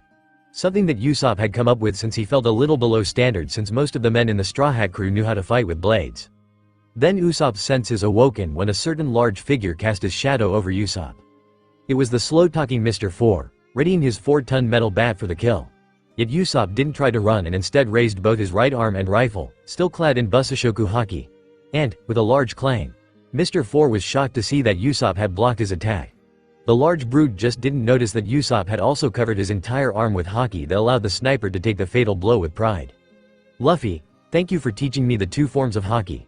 I wish that you can see how this power is finally making me a man, a sniper worthy of the Pirate King. Usopp thought himself causally, like blocking a metal bat with a rifle was a typical thing to happen. Then again, it was the Straw Hats, who experience chaos and the unbelievable and unexpected every single day. You idiot! Where were you when I needed you? Miss Merry Christmas shouted as she tried to get up from having not one but 2 explosions happen up close and personal today. Her head was still pounding. And watch it, look, you idiot! The mole woman called out off frustration than anything since Mr. Fore was about to be ambushed, and for real this time. Masatazu. Futaseido Sakura, Master Hoof. Sighed Sakura. Chopper appeared again in his master form, sending away the Mr. Fore. Thanks, but let me have some fun, I want to impress Big Brother too. Usopp smirked, not offended the least. Whatever, Chopper. You get the big guy and I will keep an eye out for this penguin of a bitch. Usopp replied with his back facing Chopper's, a lot like the popular scene of 2 close partners surrounded by enemies. Meanwhile, near one of the ruins that haven't been demolished yet, a certain girl was watching everything from the safety and comfort being out of sight. But Kaya wasn't happy about hiding. She was a doctor, she was a woman, and she was also one of Luffy's crewmates. Usopp and Nami have finished their hiding days, so why is Kaya hiding now? Why am I hiding? I should be down there with Usopp-kun and Chopper-sensei. Why am I hiding? And after how I started training with the both of them, Kaya cursed internally and then remembered when she finally broke the ice, asking a genuine doctor to take her in. Even if that doctor was a little talking reindeer. Flashback begins. Mr. Chopper. The little reindeer doctor was busy sorting out his medicine and doctor tools from within a small room in the king's gourd that Luffy had reserved to be the med bay. It was almost as big as standard bedroom, with various cabinets and wall tables along with a couple of medical beds. There was even a spot in the room for the doctor's private study, behind a sheet. Then Chopper had a visitor. Kaya saw that the door was ajar, and when knocking didn't get Chopper's attention, she spoke up. "May I ask you something?" Kaya asked Chopper again, and the little reindeer nodded. "Go ahead, you just got started." Whatever Chopper said that out of innocence or to sneak in a clever Joe. May you take me as your student?" Chopper felt his hat fly off his head for a few centimeters at the volume of that tone. Kaya blushed and covered her mouth almost instantly. "I mean that I have been treating the crew and I have been studying my medicine. My dream is to be a world-class doctor, and you were trained by the once famous Dr. Koreha." "Hold it." Chopper spoke sternly and Kaya halted accordingly. "I understand your concerns and Big Brother already told me about your dream. But there should be nothing that wouldn't allow me to take you as anything less than a student, especially the doctress." Kaya nodded, feeling a little ashamed. "My point is, are you willing to not only learn from books but also from fieldwork? A doctor doesn't stay in an office, waiting for his next patient. They are people that are willing and able to walk even though danger to help the injured they come across." Chopper explained and Kaya nodded, with eyes that were focused all on the little reindeer. "This means that you won't be waiting on the sidelines to heal and fix. You have to be besides your friends at all times to be a real doctor." Chopper finished. "I am asking that are you willing to train to be both a healer and a woman that can take care of herself? That is what a real doctor is all about. It is how both Big Brother and the doctress trained me, and it was as hard as hell." "I still will." Kaya finally spoke up. "I will train and study hard. I will be a pirate that will be there when Mr. Luffy becomes Pirate King," she proclaimed, and Chopper nodded. "So am I, Kaya. I still have a lot to learn, but on this journey, you will not only learn from me but I will also learn from you," Chopper answered. "You will be my student for half the time and the other half, we are co-doctors and partners like with the rest of the crew. Is that understood?" Kaya nodded, and Chopper got down from his chair. "Then let's get started." "Yes, sir." This time, Chopper took it with a smile and nothing else. Flashback ends. No more. Kaya told herself once she returned from memory lane. No more hiding. Chopper Sensei and Usopp-kun need my help. And more importantly, Luffy-kun needs me to fight. Now. And the young lady vanished in a flash. And just as this was happening, Usopp and Chopper jumped high up to avoid another one of Miss Merry Christmas's attacks from the sands. But the assassins counted on that, and Mr. Fore appeared out of nowhere, with his metal bat ready for a merciless downward strike. Both of the Straw Hats called out for their haki to take most of the damage, but they weren't the ones hit by the bat. It was someone moving at a blur and took the weapon head on. Once Usopp and Chopper landed back on the ground, they were in shock to see Kaya-chan. It was Kaya all right, and with both of her arms severed at the elbows, Miss Merry Christmas saw that and started to laugh. "Nice one, girlie. You're the Pin-Nose's meat shield, and now you won't even be able to do your hair again. That will teach you to be reckless." The mole woman wanted to laugh more, but then the sands were sliced through with a clean cut, done by a large blade. And Mr. Fore was attacked in a similar way, prompting everyone to look around for the culprit. "It may be reckless, and it will worry my boyfriend and my teacher half to death." It was Kaya that spoke, not even flinching, with both of her arms cut through. She just had one of her thin and slender legs raised up high. "But it is the way my captain trained me to fight. A lot like a lizard." Kaya's arms regrew in mere seconds. While the assassins were baffled, at a loss as how it happened, both Usopp and Chopper remembered that Kaya had ate an Akuma no Mi days ago, prior to entering the Grand Line itself. "So how about it, boys? May I fight aside you both?" Kaya's sweet, sickly as well, smile left everyone speechless. XXXXX. And while all this was happening, Ushibari, Bull Needles. Saperaru Horo, Spiral Hollow, Zoro charged with his two primary swords, positioned like a bull's horn ready for the ramming and stabbing. Too bad for Zoro, it was blocked by Mr. One, who used his powers to create rapid spinning blades on both forearms. Then it was too bad for the assassin that their stalemate will received interference, when one of the intact walls exploded. This was enough to get their attention until a body was sent flying and right into Mr. One, sending the large man to the ground in a body pile. What the hell? Zoro could only be in awe, especially when Nami walked calmly out of the hole in the wall. "Oh, there you were, Zoro. You guys' racket made it hard to concentrate. Sorry about this interruption." Zoro couldn't believe that Nami turned into such an unbelievable woman. He secretly praised and blamed Luffy for all this. Meanwhile, Mr. One was grumbling about the interruption with his partner on top. The problem was that Miss Doublefinger appeared to have been traumatized by something. She was frozen stiff with fear, staring at the blue, yellow and red spheres that floated around them both. "Just watch this, Zoro," Nami said, reviewing herself to be the sources of these strange balls. "Ryun no Tempo, Thundercloud Tempo." Zoro was not disappointed with the results. He just watched in awe and a slight paled to see a collected area of thunder and lightning appear out of nowhere and assaulted the pair of assassins. All the while, Nami looked upon her handiwork with the smirk of a sadist lover of battle. "So, what would you say, Zoro? What to team up? If you help me win, I will lower your debits by 30%. Nami tried her sweet look and smile on Zoro, who just huffed it off with a mumble. "Until the real kicker came, and I can help convince Luffy-kun to let up our punishment. It will be fun, more for me." "Fine," Zoro retorted loudly. He couldn't believe that this was happening.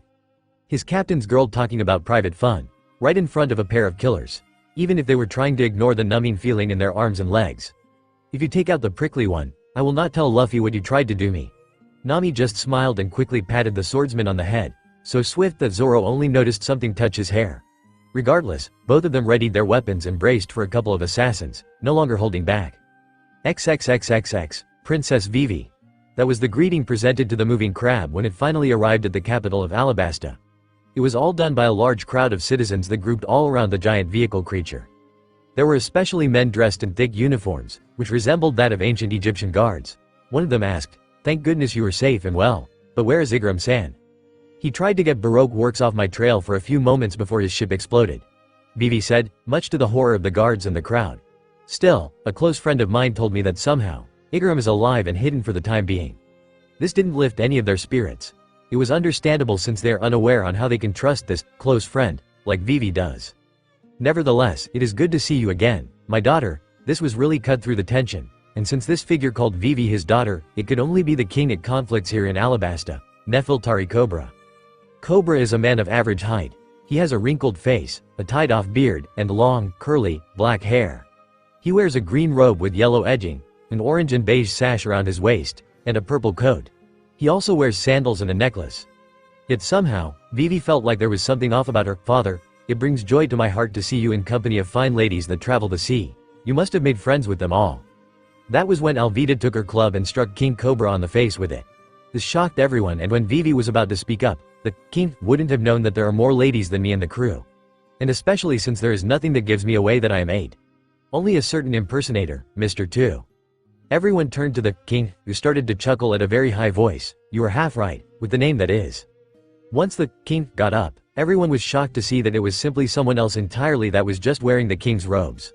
"My full code name is Mr. 2 Bon Clay, snazzy and beautiful, isn't it?" Vivi was shocked and started to realize that it was no coincidence that the flamboyant sailor from ages ago had her father's face. She even noticed that Luffy did as well. No doubt he told a couple of his crewmates to keep it in mind. "Whatever, freak. Captain has told me that since Mr. Mosshead has the #1 agent, I will make do with the next best thing," Alvida retorted, with her signature mace readied for the head bashing. Meanwhile, the cross-dressing Mr. 2 Bon Clay, or whatever, had gotten into a martial artist stance that looked a lot like a ballet dancer's posture. This may be freakish, but this guy was still an assassin, and a strong one if he was enlisted by Crocodile himself. Then it happened.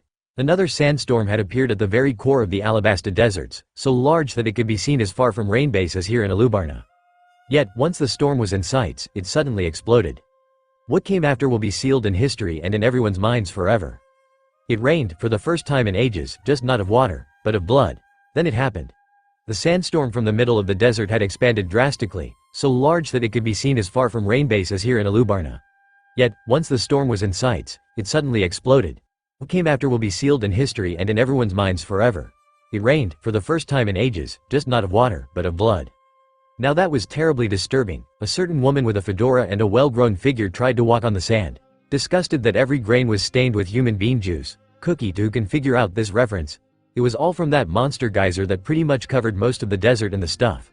It even stank under the hot sun. Let's see if it belongs to Mugiwara, Straw Hat, or the boss.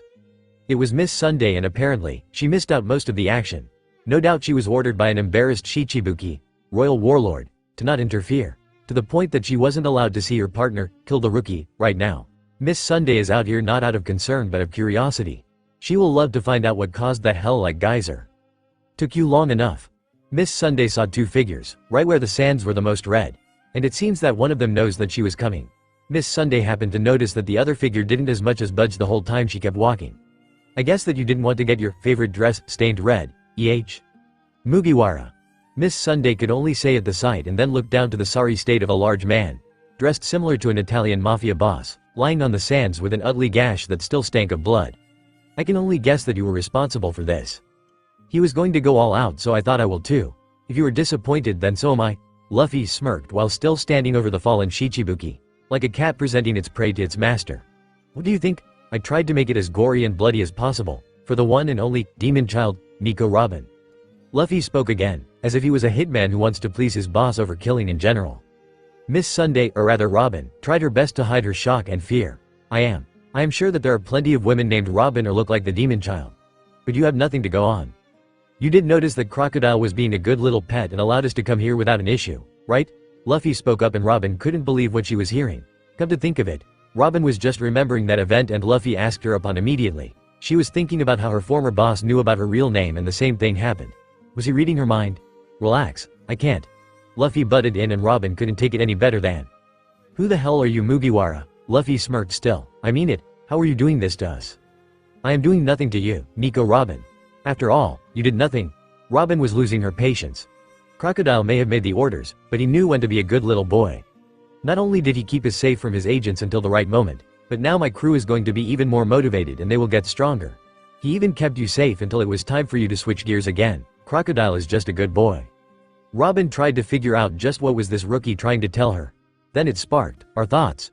You can read them, figure out what we are thinking and learn about us right on the spot. And you can alter thoughts too. Luffy gave out a brief chuckle. You got most of that right. That's because no one can read thoughts. They are simply sparks going through your brain faster than bullets out of a gun barrel. Luffy responded. But I can listen to your thoughts. Have you really forgotten that you move, talk and react because of thoughts that come to mind? I'm simply a good listener to the joys and woes of my fellow men. Robin then saw herself sitting on a bar stool and drinking herself drunk with Luffy behind, keeping her company. He was dressed in a bartender's suit and uniform, with his hair groomed tamely and expression as stoic as a lord. There was even an expense wine bottle nearby. That is why I call it the Batenda Koken bartender exchange. Robin was left there, finally feeling awe and dumbstruck. There were no more words for her to say. Thankfully the ice was broken by another voice. There you are, demon from Baroque Works, from the skies. Both Luffy and Robin gazed on a man that had the face and wings of a hawk, descending down to the bloody sands. He also had hands as the claws of a falcon, about to arm his sword. But that was when he felt a presence on his body, right before his wings were bound along with his weapon, causing the hawk to crash into the desert. But while the Hawkman was confused, Luffy knew what happened. Okay, you had your fun, now let him go. Luffy said to Robin and even massaged one of her shoulders to help her relax a little. That did the trick and the Hawkman got up from the desert sands, ready to try for his target again. But Luffy stopped him once again, bounding the arms with his extended left arm. Sorry pal, but she is not your enemy anymore. We need her alive and we will let her leave Alabasta. Luffy's words were clear and had the authority of an actual captain. But the Hawkman had nothing to do with it. But she is with Baroque Works. She works with killers and terrorists. She even killed one of our own. She could also have been trying to kill you too. That woman is a demon. I know who she is. And now that Baroque Works are down to their last moments, it doesn't matter what she is, Pell. Luffy retorted at the Hawkman, who swallowed any words he wanted to say and transformed back to his apparent human form. Pell is a tall man with a purple line under each eye that runs down the sides of his face, making him resemble his devil fruits animal. He wears a long white robe with brown star-like motifs on it and a matching hat. He has a big orange necklace around his neck, and also sports striped socks under a pair of normal shoes. He carries his sword on his right hip, so it might be assumed that he's left-handed or even ambidextrous. Pirate, I should be going for your head too, so, let me go. Pell growled and Luffy realized him for a sheepish chuckle. Robin found it slightly amusing. But never mind, where's Vivi-sama? Pell shouted, yet both Robin and Luffy were silent. If there is so much as a scratch on the princess. I was keeping a watch out for everyone on this sandy island, Pell. Vivi is just fine and where she wants to be. Luffy retorted back once again. Anyways, I was not waiting for Miss Sunday to kill me. I was waiting for you to come and take the both of us to Alubarna.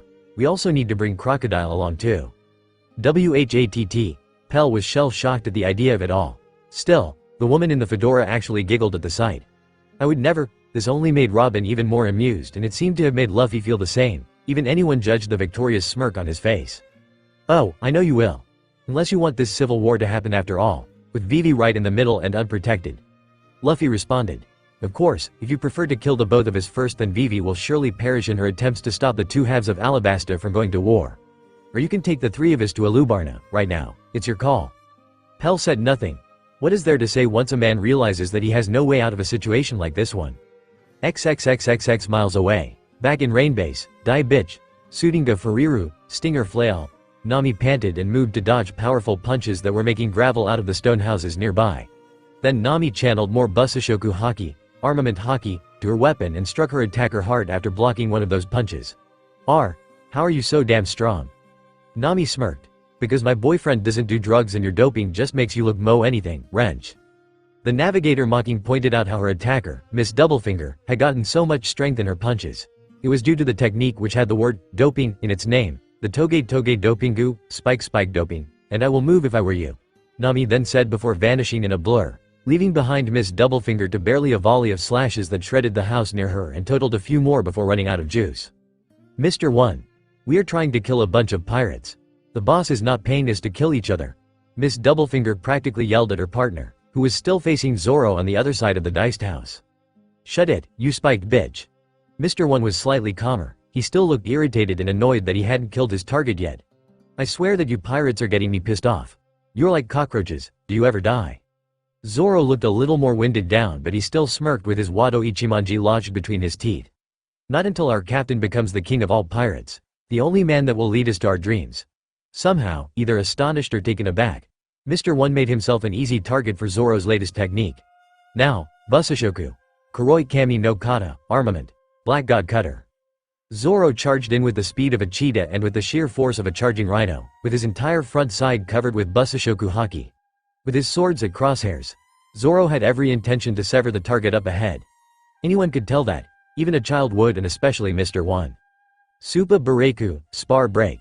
The large man readied his arms and made a cross slash at Zoro as well. While most of the force was stopped by Zoro's front defenses, gashes soon appeared on the backside. But Zoro ignored, and finally overpowered his adversity. Damn it, I still couldn't cover my entire body with Busashoku Haki like he can. This must be what he had been saying about how shitty an incomplete defense could be, Zoro thought to himself while keeping an eye on Mr. 1, still falling freely over the road. Mr. 1 finally stopped when he felt something bang into his back, which not only hurt but gave off the feeling of deja vu. Damn it, Miss Doublefinger. I thought these insects were just pirates. Mr. 1 barely even had a pint of patience left, not even bothering to notice that his partner couldn't respond since she was unconscious. Of course, we are pirates, that was Nami's voice, with the rest of her appearing from the shadows. And Mr. 1 could have sworn that the navigator looked like an actual witch. But we are Mugiwara pirates, never underestimate us. Soon, Zoro joined Nami while looking down on their prey. Just get it over with, I am sick of all this crappy bullshit, Mr. 1 screamed. He just wished he could disappear after so much humiliation. Instead, he lost his voice seeing familiar balls floating around both him and Miss Doublefinger. Finish it. Sure thing, Nami said in a sickening sweet tone, with her weapon gathering raw lighting at one of its tips. Sandabaruto Tenpo, Thunderbolt Tempo. Nami charged in, swiping her cleam attacked forward and past the pair of agents, and an actual lightning bolt surged right through them. Miss Doublefinger screamed through the pain and finally passed out, leaving Mr. 1 still standing but feeling the raw lightning throughout his nerves. Luffy-kun, you were right. I can get used to the feeling of excitement and winning a battle, Nami thought to herself when she saw her target fried to a crisp and felt extra proud to also deal some damage to the large Mr. 1 as well. But her thoughts were over since it was Zoro's turn.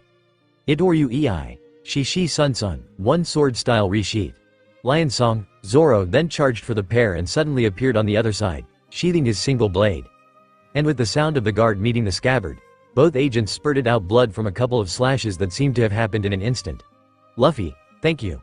I am one step closer to being the swordsman I dreamed of. Then both Zoro and Nami turned to the desert, where their guts are telling to look.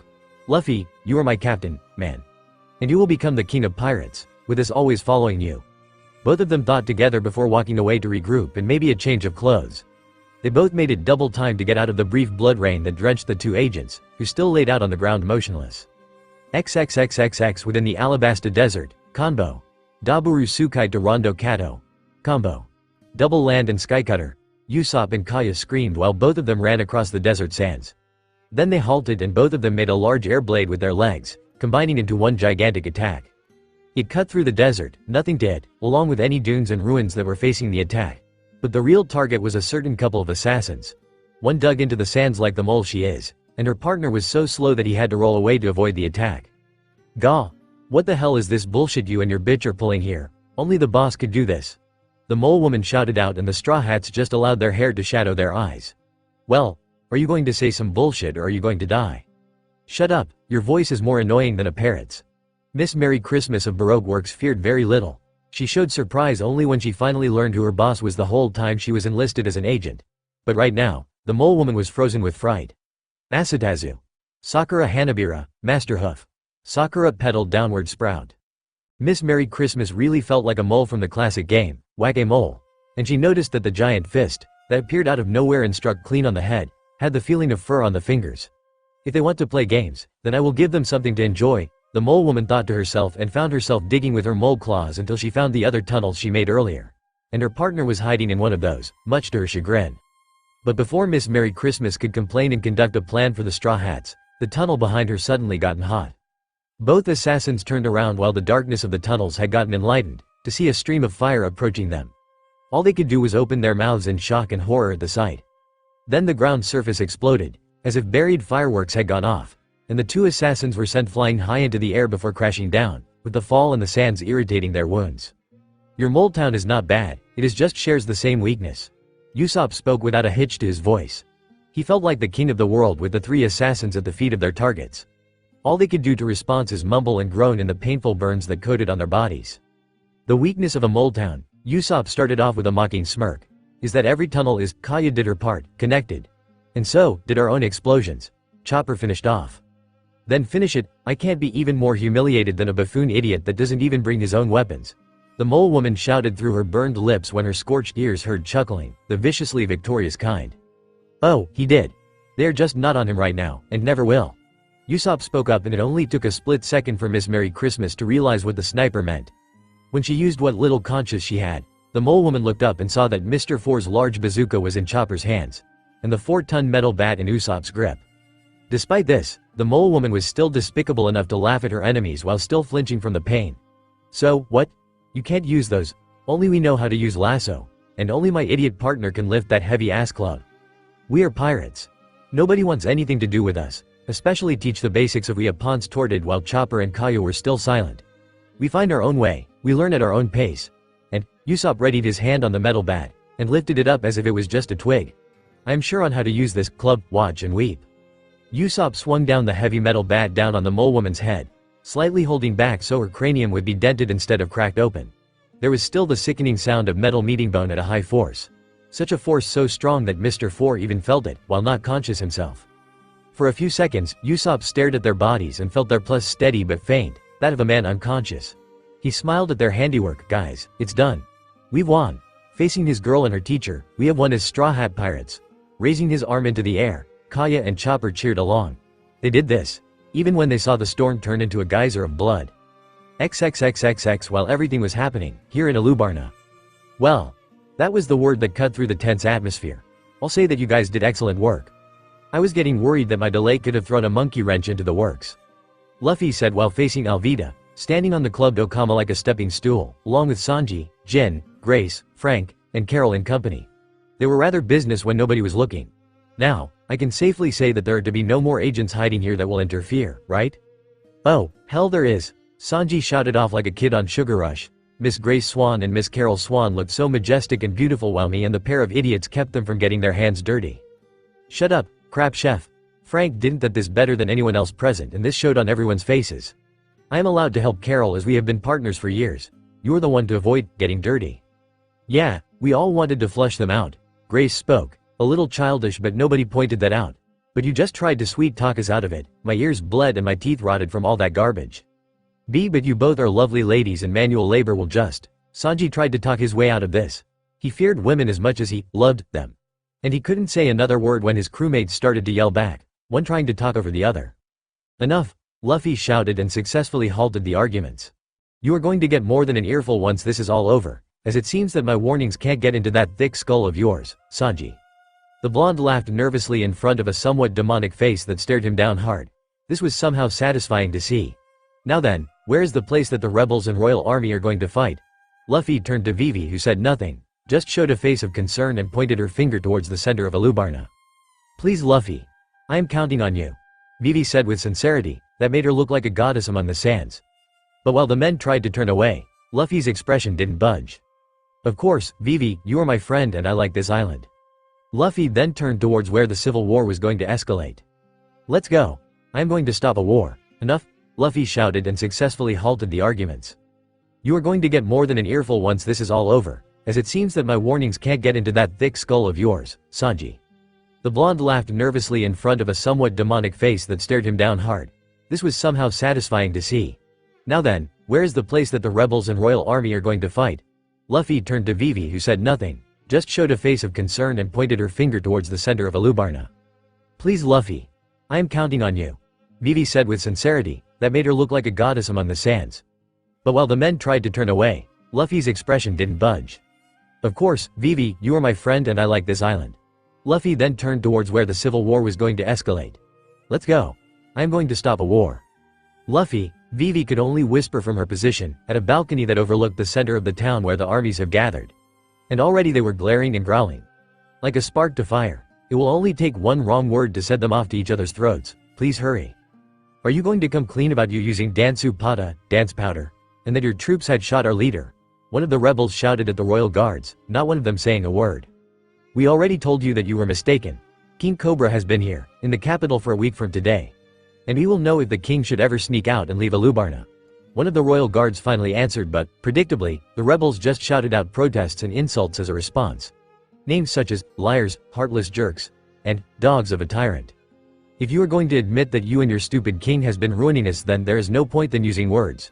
We will beat the truth out of your puffy mouths," another one of the rebels shouted with the others cheering in agreement. "And I can tell that words are not going to solve this problem. And all those who threaten the king are to be dealt with, even our own people." The same member of the royal guard readied his weapon while the others did the same, without saying a word. "Shut up and die. Give us back our reign." This time, it was the entire rebel army, and at last, they charged in with their weapons blaring. And the royal guards soon did the same, with their training making them more well-staunched in their approach. "Give us back our reign. Kill all enemies of the king. Stop!" Vivi screamed in the desert winds, no longer able to keep in all her emotions. But while her cries were ignored, Vivi saw someone leap off the balcony in a blur, on a crash course to the spot where the two armies will eventually meet. And this person was someone that Vivi recognized, even settled her worry down a notch. And, before the two armies could even clash, the sands in front of them suddenly burst into a thick cloud that halted both the rebels and the royal guards. "Sorry guys," everyone on the battlefield heard that voice, clear from within the sand cloud. "But this is as far as any of you go." It was Luffy, arriving right at the crucial second. "XXXXX. It's Mugiwara, Straw Hat, Luffy. The Liber Glade." His wanted posters all say that he dominated his home sea. The two sides almost forgot about fighting and muttered amongst each other about the sudden arrival of an extra player. But Luffy didn't arrive alone. But wait! Look at the man at Mugiwara's feet. A soldier noticed a lump of clothing and a patch of hair that were lying on the ground, slightly stained with dirt. It's Sir Crocodile. Why isn't he moving? Is that blood too? Was Sir Crocodile? Both the royal guards and the rebels knew of Crocodile, as every single one has seen the noble Shichibuki, royal warlord of the seas, in action, especially when dealing with pirate intruders that tried to upstage Crocodile. Not one had any luck. So, they were simply scared out of their wits to see the large man in a state that can be easily described as defeated. "You better believe it," Luffy said. "I am the one who kicked his ass, because he is your real enemy. He is the one who has used Dansu Pata and framed your king for it." This caused gasps to be heard. And everything that has happened here was all part of his plan to tear this country apart in a fake civil war. All with the aid of his Baroque works, to which he was the leader. "But he is one of the Shichibuki. He is supposed to be on our side," one of the rebels said, but Luffy's smirk didn't die. He just used one of his feet to toss around Crocodile's battered body to show everyone just the extent of the punishment Luffy has performed. Most of the witnesses will never eat up to a day, not with so much blood and bruises to be behold. "He is still a pirate, like me. And we pirates don't follow any laws but our own," Luffy answered, and this caused both the royal guards and the rebels to swallow their words.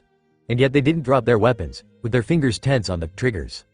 "And if you still want to fight," Luffy spoke while slowing, taking all his dual blades for show, and his body glowed pink with steam rising in a menacing fashion. "Then fight me. I will take you all on, bring it." The two armies had a decision, as clear as day, and their choice will determine their fates. No wonder every single guard and rebel felt like they had their fate on their weapons in hand, and their grip was unsteady, shaking like a newborn deer trying to stand for the first time. Not a single soldier on the field was stupid. They knew what they were against. A pirate that somehow defeated the undefeatable Crocodile, with plenty of energy to spare for them. To make your choice more simple and easy, drop your weapons or else I will fight you to the defeat. Your princess is my friend, but I won't let you tear this country apart anymore. Luffy spoke, not budging from his spot or letting up his stance. We are who we choose to be. Now choose. 1. The royal guards and the rebels tried to stare Luffy down, waiting for the pirate captain to drop his stance or relax it a smidge. But for what seemed to an eternity, one member of the rebels dropped his weapon, the sign of giving up. Soon, the rebels each dropped their weapons and the royal guards did the same, sending off a chain reaction of blades and firearms landing hard on the ground. Good call, Luffy said as his body lost the pink tone and the steam, but his hands were both still armed. It's your turn, Igaram. Luffy then said, turning towards the shadows. And out came the same man who supposedly perished at Whiskey Peak, carrying a child that was hurt but still conscious. Hey, it's the kid that the king's forces shot after our leader was, one of the rebels said, and then the child spoke loud and clear. No, the royal guards and the king were imposters, the boy said, even with his face covered in snot and tears. I was shot because I saw the king transform into a burrito that danced around. That man was a poser. This caused the crowds to gasp once again. The kid's right. I saw through it too. Everyone turned again and it was a young man, one that the rebels knew very well. Koza, our leader. Koza is a young blonde man. He wears purple-tinted glasses and has a scar on his left eye. He wore a blue scarf around his neck, a dark purple jacket that was going all the way down to his ankles, a white shirt with an ornament of some sort hanging on his neck, black pants and a yellow sash around his waist. You're okay? Yes, I am okay thanks to a certain pirate. Koza spoke through his own wounds and sent a small glance towards Luffy, who only smirked back. There is no need to fight anymore. We were all fooled. The Alabasta rebellion is over. The rebel army didn't protest and neither did the royal guards. Luffy, the silence was cut and the said pirate felt someone crash into him, squeezing at his torso. Thank you. You saved Alabasta. You stopped the war. You are amazing. It was Vim to mind that the entire city of Alubarna is watching her hug a pirate. Vivi, Luffy said, before doing a one-arm hug in return. I went through hell for a friend before. And I will do it again for another. Until the end. Vivi didn't say a word, she just nodded and keep up the embrace until. It's the Marines. Everyone were really shocked to hear that and saw a squadron of Navy soldiers that were following close behind a certain swordswoman. Are you here for us? None of the Marines answered. They just kept following Tashigi until they surrounded the still unconscious Shichibuki. Then the swordswoman spoke. Through our investigations here in Alabasta, we discovered several ships containing Dansupata. All of them belonging to Baroque works, Tashigi proclaimed. Records showed that the deliveries of the illegal substance were never ordered by the royal family, but by the leader of Baroque works. Who lays at our feet right this moment. This was a major shocker and helped everyone connect the dots. And we have arrested several Baroque works agents and apprehended every other criminal that serves those agents. All of this was a plot to overthrow the royal family, with plans to make Crocodile the next king of Alabasta. Nobody had anything to say and Tashigi turned to Crocodile, still on the ground and not going to awaken any time that day. Now it was time for the biggest announcement. Crocodile, member of the Shichibuki and leader of the criminal organization that Baroque works. With the permission and privileges granted by the world government, I hereby denounce you of your ranks and rights. You are now just another pirate, hunted forever by the Marines, and, as of today, you are charged for numerous examples of organized crime and being the mastermind behind Baroque works and behind a false civil war plot for Alabastra. Crocodile, you are under arrest and sentenced to life in prison. Takagi said all that in one breath, not wanting to look weak in front the entire island population. Then she turned to Luffy. Mugiwara Luffy, as a marine, my duty is to arrest all pirates on the spot. But everyone was shocked to see Tashigi, along with her squadron of marine soldiers, bowing in front of Luffy. Thank you and your crew for all the efforts to protect Alabasta and its people from war. We are in your gratitude. While the crowds were muttering, Luffy felt like he was at the top of his game, and, for the sake of being literal, he was.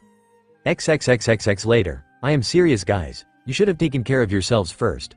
Luffy mumbled lightly as Chopper was still working on his checkup.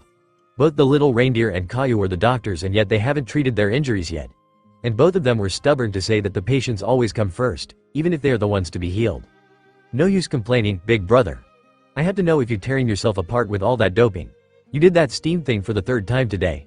Chopper playfully scolded Luffy, and with good reason to worry. Yes Luffy-kun. Nami joined on the conversation. Weren't you the one who taught the other boys that women are not drawn to reckless daredevils? Luffy made a grin while Nami was sticking her tongue out. Right Nami-chan. I just thought I will spice things up. Crosey will really curse in his sleep if I still held back on what I can really do while showing him what for. Luffy mumbled again only to have his voice stolen when Nami locked lips. Never mind. Pardon me, honored guests. The Straw Hats turned to see a woman that had an uncanny resemblance to a certain man who tried his act at cosplay and yet helped Luffy in stopping a war. She was terracotta, Igaram's wife, and took the tendency for wives to mimic their husbands a little further than one can expect. The banquet is prepared. Are any of you hungry? Her answer was the room shook by a massive rumble that can be easily described as a stomach grumble, only this one was as bad an earthquake. Luffy laughed sheepishly when everyone found out that it was his stomach doing the growing. What can I say? It is made of rubber too. The dinner was uneventful while the food was excellent. Then again, almost everyone had gotten drunk since the wines were actually gifts from Luffy himself. The pirate captain had to create several Aruabata, ale avatars, in order to get everyone to the bathing rooms of the palace.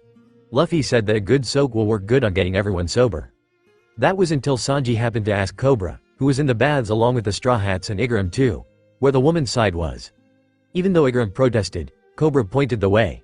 It was there that most of the men watched over as Vivi enjoyed the company of the Straw Hat girls. Then Nami sensed that they had an audience, with her boyfriend around feeling a bit reluctant. She grinned and pasted a whisper to Alvida, Kaya, Grace and Carol while Vivi and Najiko were wondering what those girls had in mind. But they found out when those girls stood up in front of the peeping toms and took off their towels. This sent most of the men flying back with a mind-blown nosebleed while Chopper and Yokogao were just confused on the girls' actions. They were technically still animals, so they couldn't understand why the human males reacted in such a disgusting manner. But while the animals didn't mind. What the hell do you think you are doing? Vivi and Najiko felt like wanting to die of embarrassment to see such a shameless act. The girls just turned and stuck their tongues out in childish defiance.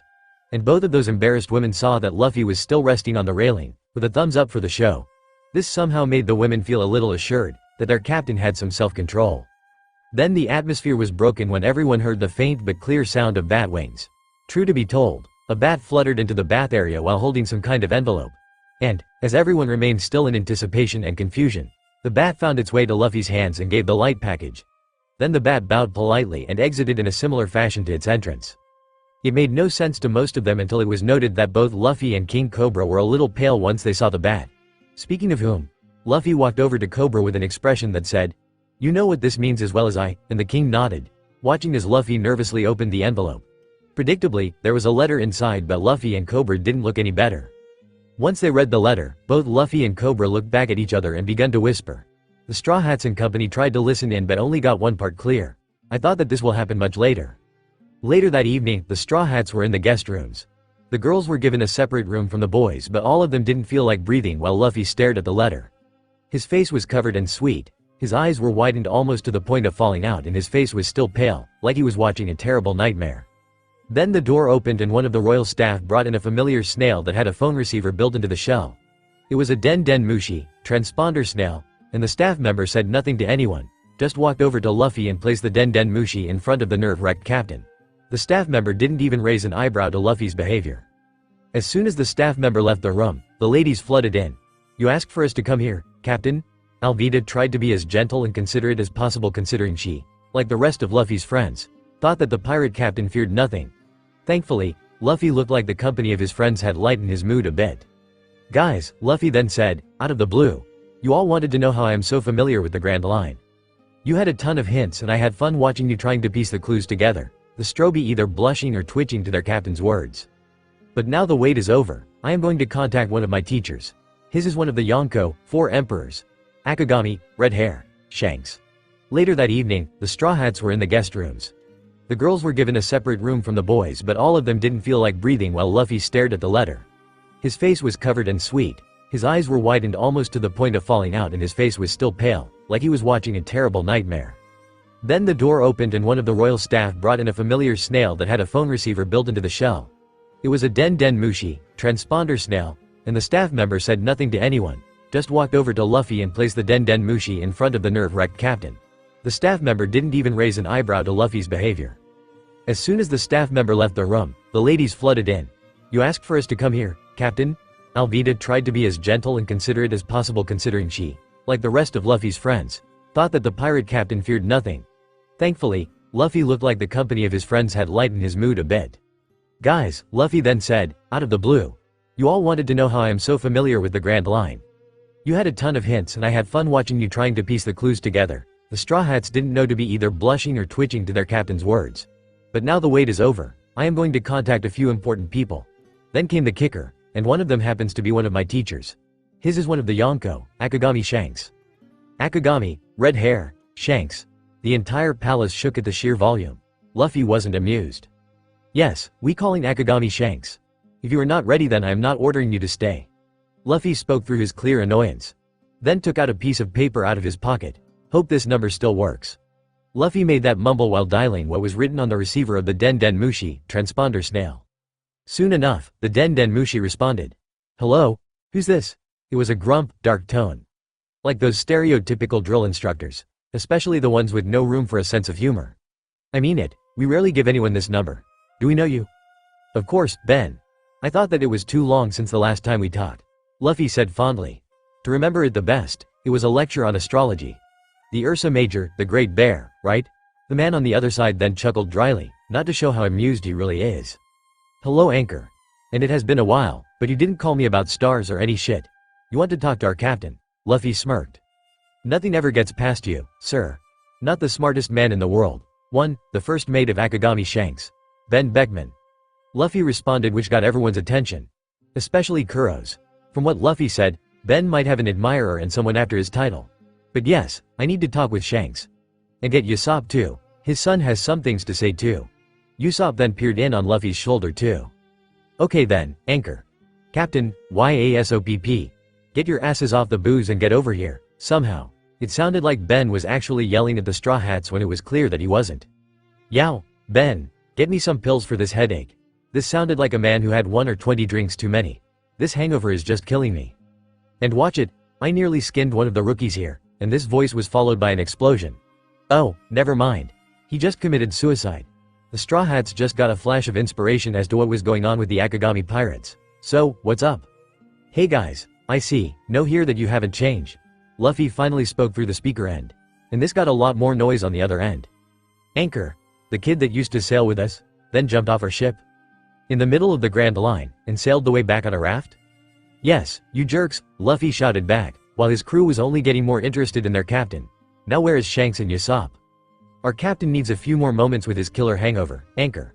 Why do you ask for us? Luffy made a glance to Usopp and, by the look of the sniper's face, this was the man Usopp dreamed of seeing again. For now, hearing him on the other end of a Den Den Mushi is good enough. Go on, speak to you dad. I can wait, Luffy said, giving the speaker to Usopp. Usopp, son, is that over there? Usopp spoke up, and that was the start of a long overdue talk between father and son. Usopp told Usopp about how the former first met Luffy, then about all the adventures they had. Not to mention how Luffy helped Usopp become a lot braver, more as a sniper, and even give Usopp a girlfriend. Very good, Usopp. I am sure your mother will proud, not as much as I am right, of course. Thanks dad. I will definitely get a lot stronger after today. I will be a sniper to honor your skills. Do you hear me, old man? Usopp summed up his thoughts, and Usopp chuckled through the line. I know you will, don't let anything stop you. And look after your woman, you will be lost out on the sea without her. This causes both Usopp and Kaya to blush at the praise. It was almost like a father telling the couple that he approves. Okay Usopp, I want to talk to Anchor. The moment was broken when everyone heard some drunken man yank away the other speaker from Usopp. So, what is it Gaki, brat? I thought that you said you were ready for anything that the Grand Line could throw at you. I am. But the Grand Line didn't nominate me as Crocodile's replacement, giving me only a week to give my answer. Luffy brought it, straight and forward. And it caused silence to be heard inside the room and wherever the Akagami pirates were camping out. XXXXX. It took what felt like a painful eternity for the Den Den Mushi to spring back to life with Shanks' voice. This conversation is one that I can't turn down, Luffy. Nobody bothered to note Shanks' change of addressing the Straw Hat Captain. What is that you want to know about being a Shichibuki? Just what you, as a Yonko, knows. I am sure that the Marines will send someone that I know too well to explain the rest. Luffy replied. Because I don't want any of you to think that I am considering on being the government's dog. There was muttering of agreement on the other end. Okay then Luffy, this is all I know. Shanks went on to explain that a Shichibuki is a pirate of a great reputation, pardoned for their crimes and bounty frozen. All the government wants is that each of the Shichibuki to deal with other pirates should a member be in the area, rather than a marine base. Also, to keep the title, a Shichibuki must grant a share of the loot gathered from stealing from other pirates. But, should see fit, the world government will revoke the title of Shichibuki, regardless of their behavior. I am not giving any of our treasure. Nami couldn't resist, and while everyone flinched, Luffy just sighed. We don't even raid pirate ships. That is not our style. Exactly what I had in mind, Nami-chan. Luffy replied before stretching his neck so that he could kiss his girlfriend while sitting in place. This did calm the navigator down a bit.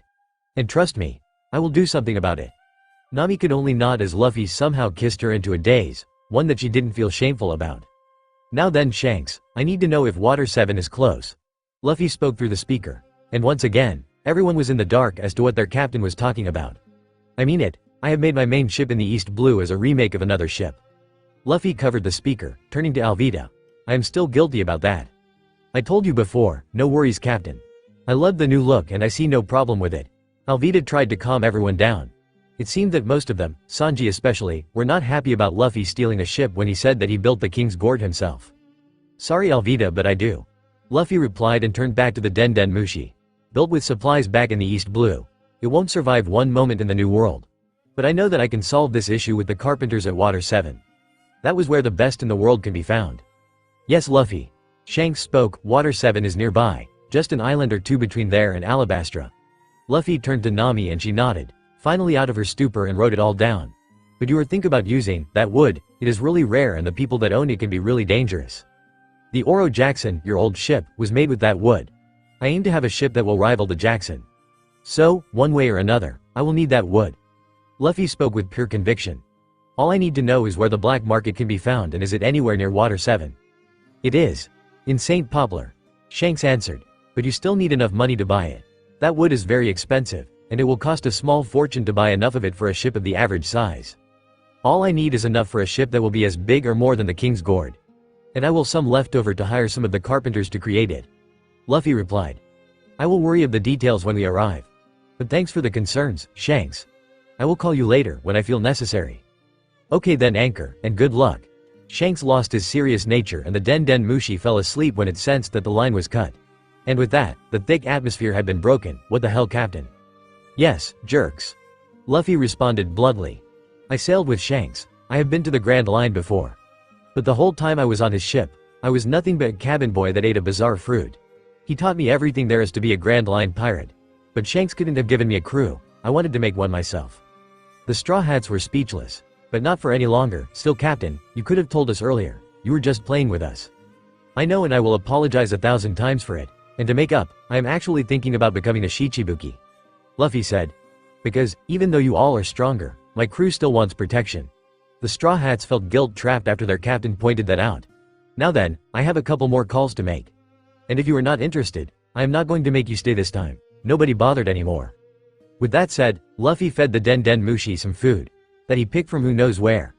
When the snail was stuffed, Luffy dialed a separate number. And this time, Luffy spoke first. Hello, Edward Newgate. Luffy said to the man on the other side, or do you like the name, Shirahige, Whitebeard? XXXXX, Gura Gura Gura. Hello you little boy. Have you finally decided to join my sons? This man sounded truly of an advanced age, yet with the authority of a king and the experience of a war veteran. This reminded a few of the Straw Hats of a certain old man that tried to stop them back in Logatown. Guess which, because he will appear in the next chapter. I am afraid that is not possible, for the time being, Shirahige-sama. By this time, the Straw Hats kept their surprised, shocked expressions to themselves. And I called because Ace didn't respond to the number he gave me. I am hoping to contact him too. Is he on your ship? No, that was a disappointing messenger, delivered in a disappointed tone. I did try to warn your brother about his business, but he was as stubborn as his old man. Why? Luffy took a huge sigh before responding. Because I could give Ace some more time to listen, if I decide to do what he refused to do. Become a Shichibuki to replace Crocodile. That was done in a single breath, truly a remarkable feat. If you think that he still has plans for Ace in order to get the title, like you kept pestering me about, then you have my blessings to do what you want for your thick-headed brother. The old man answered, a lot like a parent thinking about letting his child finally leave the nest. Shirahige-sama, if you wanted a thick-headed Ace, you will wish that my brother never learned manners. He was a real jerk, a rude emo. Ace practically spat on my foot for a first impression. Luffy let out an amused chuckle, the complete opposite from how he was so serious about all this. Gura Gura Gura. Okay then, Brad. I will let him know. I can want to see the reaction on that boy's face. Shirahige responded with equal cheeriness. Then his tone dropped back down. Also, if you think that being a Shichibuki is going to make you the Pirate King, then I will have to beat the truth into that hard head of yours. Got it? Luffy suddenly turned pale again, like when he first got the letter from the messenger bat. The Straw Hats were really over their heads. Luffy looked at Crocodile and Shanks like they were good buddies, but he actually feared this Shirahige? Why yes, Shirahige-sama, thank you. Luffy then promptly put away the speaker and released a huge breath of relief. Just how does that old man do that? Luffy muttered to himself, and to think Shanks is just as scary. that he hoped nobody heard. But instead, that clinked it all in place. Now most of the entire crew figured out just who Luffy was talking to. You were chatting with the Shirahige of the Yonko. You guys need extra practice. The new world makes no room for those who are that slow. Luffy got most of the crew to glare at him. But it was justifiable, so they let him off the hook that time. And you will just die of a heart attack if I told you everything there is to know about me. That's all I'm going to say at this point. Sounds good? There was a strong silence in the room, once again. Like a terrible running gag, this time the silence was almost suffocating. Everyone didn't have words to say, but Luffy could check up on their thoughts. Thoughts on how much respect they had for him, gaining connections to powerful people that most could only dream of. There were also the thoughts about how amazing it was to just listen to the voices of two of the Yonko. It was the same taste, but one nevertheless of the power belonging to two of the strongest pirates in the world. Then came the ringing of the Den Den Mushi, which almost scared everyone out of their skin. They are calling back already? Damn them and their swift responses, for once in my life. Luffy muttered as he picked up the speaker. Hello? Hello Mugiwara. This time, the voice from the other end sounded like that of a high official. A lot of authority, a demand for respect, and ready to talk important business. You said in your response letters sent to the Marines that you wanted to speak with us about your new position. Then the whole world started to crash once the man on the receiver end spoke, to discuss with us, the Gorosei, 5 great elders, about you becoming the one to replace Crocodile as a Shichibuki. Hello Mugiwara. This time, the voice from the other end sounded like that of a high official. A lot of authority, a demand for respect, and ready to talk important business. You said in your response letters sent to the Marines that you wanted to speak with us about your new position. Then the whole world started to crash once the man on the receiver end spoke, to discuss with us, the Gorosei, 5 great elders, about you becoming the one to replace Crocodile as a Shichibuki. This time, nobody spoke. Shanks and Shirahige, Whitebeard, will give them heart attacks. This time, Luffy is practically talking to the rulers of the whole world. Yes, I do. Luffy muttered those few words that broke the ice. I made up my decision, but it will not come free. I have a handful of conditions that I wish to be met if I were to replace Crocodile. Luffy said in practically one breath, and silence soon followed afterwards. We're listening, Mugiwara. The man on the other side finally answered, not wanting to sound more obedient to a pirate than he already did. One will wonder if they know that the entire Straw Hats were also listening in. But Luffy will never go far as to point that out to the Gorosei. First, as a Shichibuki, I want not only protection to my crew but to my territory. Luffy spoke, before entering the Grand Line. I have been marking several islands in the East Blue, and I did the same here in Alabastra. You want me to deal with other pirates, which is just dandy. But if Marines will try to harm anyone in my territory, I will retaliate. Acceptable? There was another long silence, waiting for the response on the other end. Very well. Anything else? The Straw Hats really feel like they were all on a thin wire and just dodged a bullet that would have caused them to fall. Plenty. Luffy answered. Second, you demand half of the loot that he obtained from other pirate ships. And I find them acceptable. Luffy brought, and everyone turned to Nami, who suddenly looked like she was going to boil over. But while we will do that in the event we raid pirate ships, we are more like treasure hunters. And any treasure we find, we keep. We alone decide on how to use any gold, jewels, or treasure discovered. Trust me, we are not career thieves, we rather uncover our funds. As long as you act according to our standards, then you are free to use your money as you wish. The other man answered. Anything else?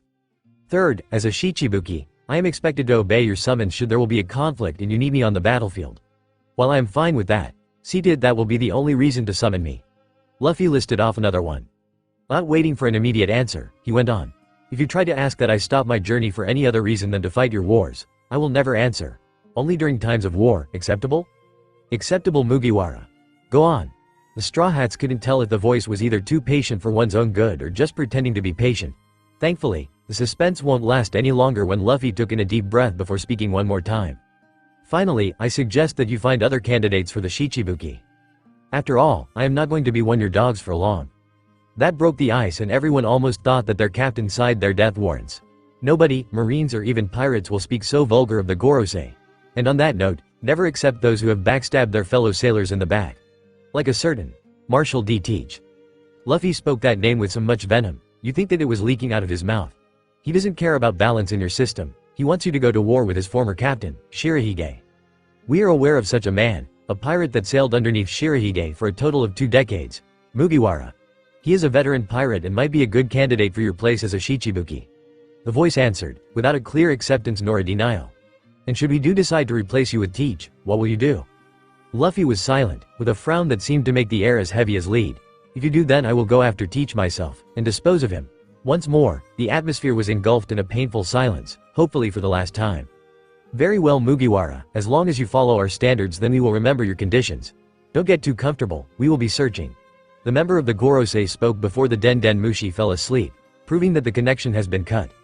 Luffy was left with this as his answer and an entire crew that he will have to answer to, for the endless questions and comments that are sure to go off like fireworks. XXXXX Meanwhile, what kind of bullshit is this? The South Beach line of Alabasta, where marine ships were docked, shook at the volume of that scream of disbelief and displeasure. And it came from a certain ship amongst the rest. Hina is annoyed, Smoker. Keep that voice down. A woman tried to speak calmly but that wasn't appreciated by her companion. Don't you tell me to be quiet. They have gone too far. Smoker was like a rabid beast, on a sugar rush. And you should be angry too, Hina. Now we can never go after Mugiwara, he is now one of the government dogs. Hina is a tall and slim woman with straight, waist-length pink hair that she wears in a middle part. She has dark brown eyes and wears red lipstick. Hina wore a burgundy-purple two-piece suit over a white blouse, as well as dark brown shoes and a pair of dark gloves. Yes, Hina is not happy but Hina is not acting a baby throwing a temper tantrum. Smoker turned and it was clear that his fellow Marine was spot on, so the Marine captain took out his dual cigars and took into a deep breath of clean air rather than smoke. Fine, but I still can't believe that the world government will make Mugiwara the one to replace that scum crocodile. And they want to promote me for all this crap? Before Hina could make a comment, I never sign up for this bullshit. I should quit, right now. Now that is going too far, Hina says, not after all the hell you went through just to become a captain. Now the roles have switched and Smoker was the one calm while Hina was screaming her lungs dry. I agree. Both captains froze and turned to whoever just spoke, and their answer was a big shock. There, on the railings of the marine ship, out in the open and in broad daylight. Muigwara. Smoker yelled out worse than before. And Hina didn't say a word this time, nor could she blame him for acting such. Why would a pirate, even a Shichibuki, ever be doing among the Marines? Especially the one that hates him more than most. Are you here to laugh that you are untouchable, being a dog of the government? Smoker, I did join the Shichibuki but I am nobody's dog. And the Gorosei were smart enough to accept it, being desperate old bone bags, they really are. Luffy spoke and once again, shook the Marine captains to their core. But I am here because, predictable, you were about to do your stupidest mistake in your whole life. Yeah, did you really think that you can keep me in the Navy, just so you could get away from me? Smoker got his voice back again. Then Luffy got a scowl and a frown, which got Smoker to feel like a child facing the displeased parent. We're getting off topic because I don't want any of this bullshit you are accusing me of. Stop this act and be the good man of the Marines I know you are, Smoker. Luffy sounded upset, not like a spoiled child but of a stoic lord. No wonder the Marine captains felt they were inches from being put to death. I am going to find Roger's shoes and try them out. And you are to do the same with a certain old man who cornered the Pirate King more than anyone else. That is the man you are. And what are you going to do to stop me, blackmail me? You got nothing on, Smoker shouted off until he felt someone's hand on his shoulder. And a voice whispering into his ear, how? The hell? The proud Marine captain started to get pale of panic. Do you know about that? I have my ways. And I can think of what will happen when your superiors hear about this, juicy little secret. That man was Luffy and he already got Hina speechless with his split blinker speed used to catch both Marines off guard. Now then, you can go ahead and quit. Or, you can change your mind and I keep my lips sealed. You are a good man, who knows what is worse than death, I am sure. And, with that said, Luffy vanished without a sound, very like when he first appeared. There was just Smoker and Hina, still standing stiff as statues in that cabin. Then the ice was broken. Hina, I am going to get ready for a serious phone call about my promotion, Smoker said with a calm sigh, but tell the crew that I am stuck with them for a while longer. Hina didn't make a sound, just crack a smirk before leaving for her own crew. XXXXX a week later, what the hell are you doing on our ship?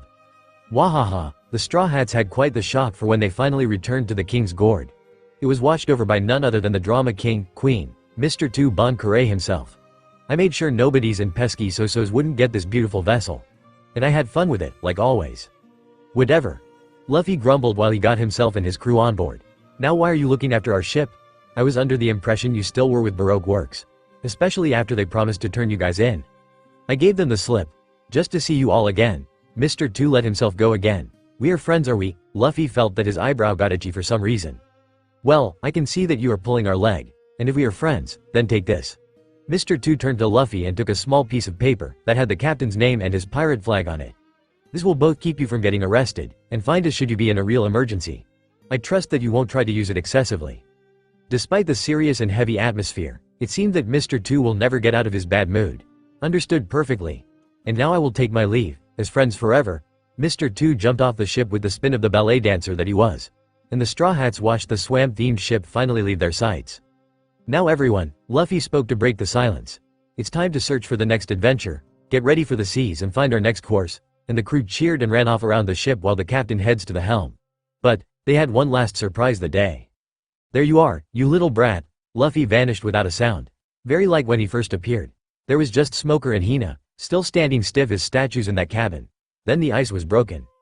Hina, I am going to get ready for a serious phone call about my promotion, Smoker said with a calm sigh, but tell the crew that I am stuck with them for a while longer.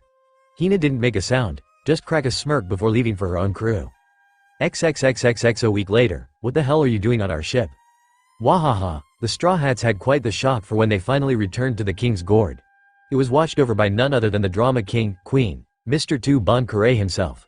I made sure nobodies and pesky so-sos wouldn't get this beautiful vessel. And I had fun with it, like always. Whatever. Luffy grumbled while he got himself and his crew on board. Now why are you looking after our ship? I was under the impression you still were with Baroque Works. Especially after they promised to turn you guys in. I gave them the slip. Just to see you all again. Mr. 2 let himself go again. We are friends, are we? Luffy felt that his eyebrow got itchy for some reason. Well, I can see that you are pulling our leg. And if we are friends, then take this. Mr. 2 turned to Luffy and took a small piece of paper that had the captain's name and his pirate flag on it. This will both keep you from getting arrested, and find us should you be in a real emergency. I trust that you won't try to use it excessively. Despite the serious and heavy atmosphere, it seemed that Mr. 2 will never get out of his bad mood. Understood perfectly. And now I will take my leave, as friends forever. Mr. 2 jumped off the ship with the spin of the ballet dancer that he was. And the Straw Hats watched the swamp-themed ship finally leave their sights. Now everyone, Luffy spoke to break the silence. It's time to search for the next adventure, get ready for the seas and find our next course. And the crew cheered and ran off around the ship while the captain heads to the helm. But, they had one last surprise that day. There you are, you little brat. That thundering voice got everyone's attention to the starboard side of the ship and saw another ship, with the sails that had the marine symbol and yet there was a dog head as the forehead. While the crew were mostly curious and a little nervous about a marine ship sitting parallel to theirs, Luffy was an absolute wreck. Everyone, don't try to attack this time. I know this ship and a vice admiral is on it. This was enough to scare the whole, but soon, Fore started to shake. Please Luffy, for a man demon. Jin sounded more like a child awaiting punishment for his mischief. Don't say it. There is only one vice admiral that we've met. Yeah, Sanji spoke next, so nervous that he couldn't get his lighter to lit his death stick. Back in Logia Town before we got you from those bozos in makeup and their sham of a show. We all know him as Garp the Fist. Now the ice has been broken by Zoro. You will have had lived under a rock to not know the hero of the Marines, who fought pirates for over half a century, especially during the age of the Pirate King. Speaking of whom, no other Marine was able to corner the king like Garp did, and you called him my grandpa. Luffy actually whimpered out. This was something that scared his crew, varying from person to person. They truly thought that Luffy was fearless and powerful to take on anything in the world's strongest ocean. Of course, the crew soon joined their captain's fright when a certain large old man jumped from off the marine ship and onto the King's Gourd, both ships sinking and shaking terribly in the process. Once that was over, everyone looked up to see the gorilla of a man that was, without a doubt, to be Vice Admiral Garp. Meanwhile, Luffy just stared at his grandfather in the face, waiting for whatever this old man was going to do. Suddenly getting a smile and pull Luffy into a killer hug was not on the list. I should kill you for still being a pirate, but I am too proud of you for what you did for one of our allies. You even got close to your old man by becoming a Shichibuki, 7 royal warlord. You are definitely my little grandson. Garp shouted this, brawling all the way and really freaking out his little audience. Whatever, Gramps. And I am guessing that you are the one Sengoku sent to set me straight about being one of the government's dogs. Luffy was not amused by all this, especially with the old man crushing him with just one of his gorilla arms. Eventually, the captain was able to slip out like an eel. I could have sworn you were going to bash my head through the deck of my ship like you did for less. Adding fuel to the fire, the old man dropped the happy-go-lucky stance for a more sheepish kind, as if Luffy hit the mark with his old man. Then Garp out of his stupor in a flash with a megawatt smile on his face. Why yes, I am here because my good friend Sengoku doesn't want any other snot-nosed brat to waste their time with my only grandson. And your little stowaway can agree on that. Garp then said that got everyone off guard. You can out of that little room you are hiding in, niece Robin. Silence was heard and the sound of a door opening way enough to roar across the sea. XXXXX, you truly are the hero of the Marines. The one that not even the Pirate King can get by. The Marines and the Straw Hats were shocked to a familiar, mature woman with a fair tan and the most mysterious eyes ever. A majority of the Straw Hats got on guard. Grace, Frank, Carol and even Yokogao looked like they were staring at the devil in the face. And in the case of their ex-boss's former partner, which was as deadly as he was, it made sense. "Robin!" Luffy shouted out and everyone's attention immediately shifted from her to him. "I could have sworn you already left Alabasta when Crocodile was arrested. Why are you risking yourself on my ship?" All the while, Luffy marched right over to Robin and then got into her face. "And why the hell are you wearing my girlfriend's new clothes?" This caused Nami to start screaming and ranting when the realization hit her worse than a cannonball. "I suggest that you give me some space, Monkey D. Luffy." Robin spoke, calmly as always, and simply set up a chair to relax in. "After all, I am your guest and I am just borrowing Miss Navigator's new clothes." Nami's itch to strangle Robin was getting worse by the second. "As for you, don't think I will forget what you did to me." This, of course, set Sanji off with the wrong idea and grabbed Luffy's collar. But Luffy just pressed his hand on his cook's face, shoving Sanji to hit the mast. "I don't recall ever violating you in any way after how you went with me to stop Crocodile." Luffy spoke with a tone that no tolerance for nonsense. "Was it the part when I said that you won't find what you want more than the whole world? Was I wrong?" "No," Robin said, comfy on the chair she borrowed, "yet that is just it. That's your crime towards me." The only sounds to be here were the restless waves of the sea they all were sailing on. Anyways, Garp tried to break the ice. "I still have to make clear that you are aware of your duties as one of the Shichibuki, 7 Royal Warlord." This was an awkward way to end an awkward atmosphere, so the Marines and pirates just tried to gather their bearings. Garp cleared his throat and spoke, all in a single breath. 1. A Shichibuki is free to sail outside the pursuit of any local or else nearby Marines. 2. A Shichibuki is to exterminate non-Shichibuki pirate crews, either on their own accord or at the orders of the world government. 3rd, any loot stolen from non-Shichibuki pirates will be divided into thirds, with a single portion collected by government officials. This time, Nami tried to keep herself from blowing off steam at the idea of sharing money with the world government, especially after Kokoyashi village. 4th, a Shichibuki must obey the summons of the world government to any clear in the future. And finally, a Shichibuki's title is a privilege instead of a right. The world government has the power to remove a Shichibuki should they see it fit due to the Shichibuki's behavior or the current circumstances. "Thank you, Gramps. I believe that we all have it all jogged down." Luffy responded and the whole crew agreed in their own fashion. "And if that's all you have, then can you stay a little longer for?" Luffy halted in his speech and stretched his arm to pull Nami into a rough embrace, that which she settled in without a hitch. And the old man got the big picture. Garp begun brawling and crying again, this time about his grandson getting a mate. Maybe make the old man a great-grandfather before Garp retires. Later, be a good little brat. "My grandson, don't do anything bad or I will have to swim over and give you what for." By this point, everyone was convinced that this was Garp's way of saying that he will miss his grandson. XXXXX soon enough, the dog-faced marine vessel was out of sight and the crew could release the breath they were holding in. Luffy's family is just crazy. Only the captain had no thoughts toward the matter. After all, there is nothing that Luffy could say about his grandfather which is already obvious. Instead, now that we are our privacy, Luffy spoke towards Robin, still resting and relaxed in her lawn chair. "Tell me more about my crime to you. You can just find another lead back where you came from." Robin smiled but then hesitated for just a second before opening her mouth. "I don't want to ask this since I already know it all. Because I have nowhere to go back to and I have no other place to go to," Robin said, which got everyone's attention. "I only joined Crocodile because I heard that he was also interested in ancient stones with dead writing on them. A language that only I can read.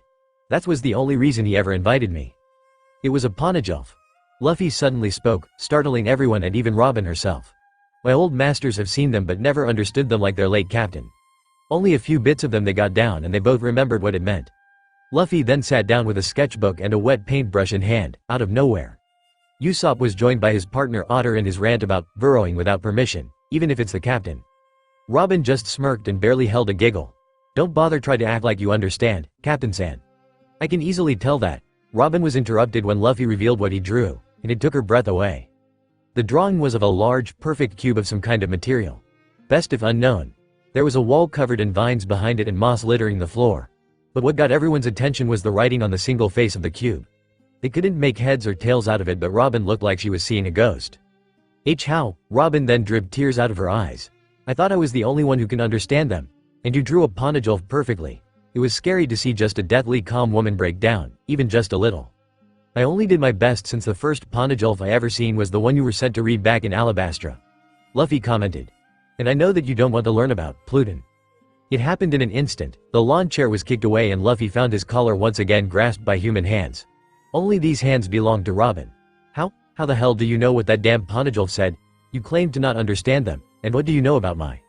Luffy said nothing the whole time and neither did the crew, but the ship then turned silent when Luffy pulled out a notebook from his pocket and Robin happened to recognize it. I didn't understand the alabaster of Poneglyph and I never would have if I didn't use your key to the language. And I was going to return it to you. Luffy halted in his speech and held the notebook out for Robin to reach, and she took it without as much as a whimper. What's Pluton? Chopper asked, feeling a little too much of the silence. He then flinched to see everyone turning in his direction. The little reindeer doctor hurried over to his older brother's leg, while still hiding in the reverse fashion. But nobody was in the mood to even point that out. I hate to repeat, so listen up. Luffy answered. Pluton, Neptune and Uranus. They are said to be the most powerful and destructive forces in the world. Should you find them all, you have the power to rule the world or else destroy it. That is why even the Gorosei, 5 elder stars, fear them. This shocked the crew to their core and Robin looked like she was looking herself to the mention of that name. And when a certain land of archaeologists was on the blink of uncovering where the weapons are, they sealed their fate when they got a lead on the Void Century. Robin said nothing and still tried to calm herself down. Luffy went on. The Void Century describes an entire 100 years that were erased from every history book you can find anywhere in the world. The Gorosei also fear those who learn about the Void Century, because once word gets out then the world government itself will collapse. Enough. Robin finally released the emotions bubbling and boiling inside. No one said a word. Yes, everything the captain says is the truth. I am the only person who uncovered the weapons and the Void Century, so the Gorosei blew up my home island and hunted me for 20 years. Robin confessed and the sight of her breaking down was enough to shatter anyone's heart. Those who do have a heart, that is. I mean it when I have no home and I have nowhere else to go. I can only be here, on this ship. I hope you'll understand. With that, silence spread across the King's Gourd once again. I do. Luffy finally spoke. I can't kick you off my ship. I did cause you to come to me and, as a man, I will take responsibility. Welcome aboard. Luffy. The crew sure took their time.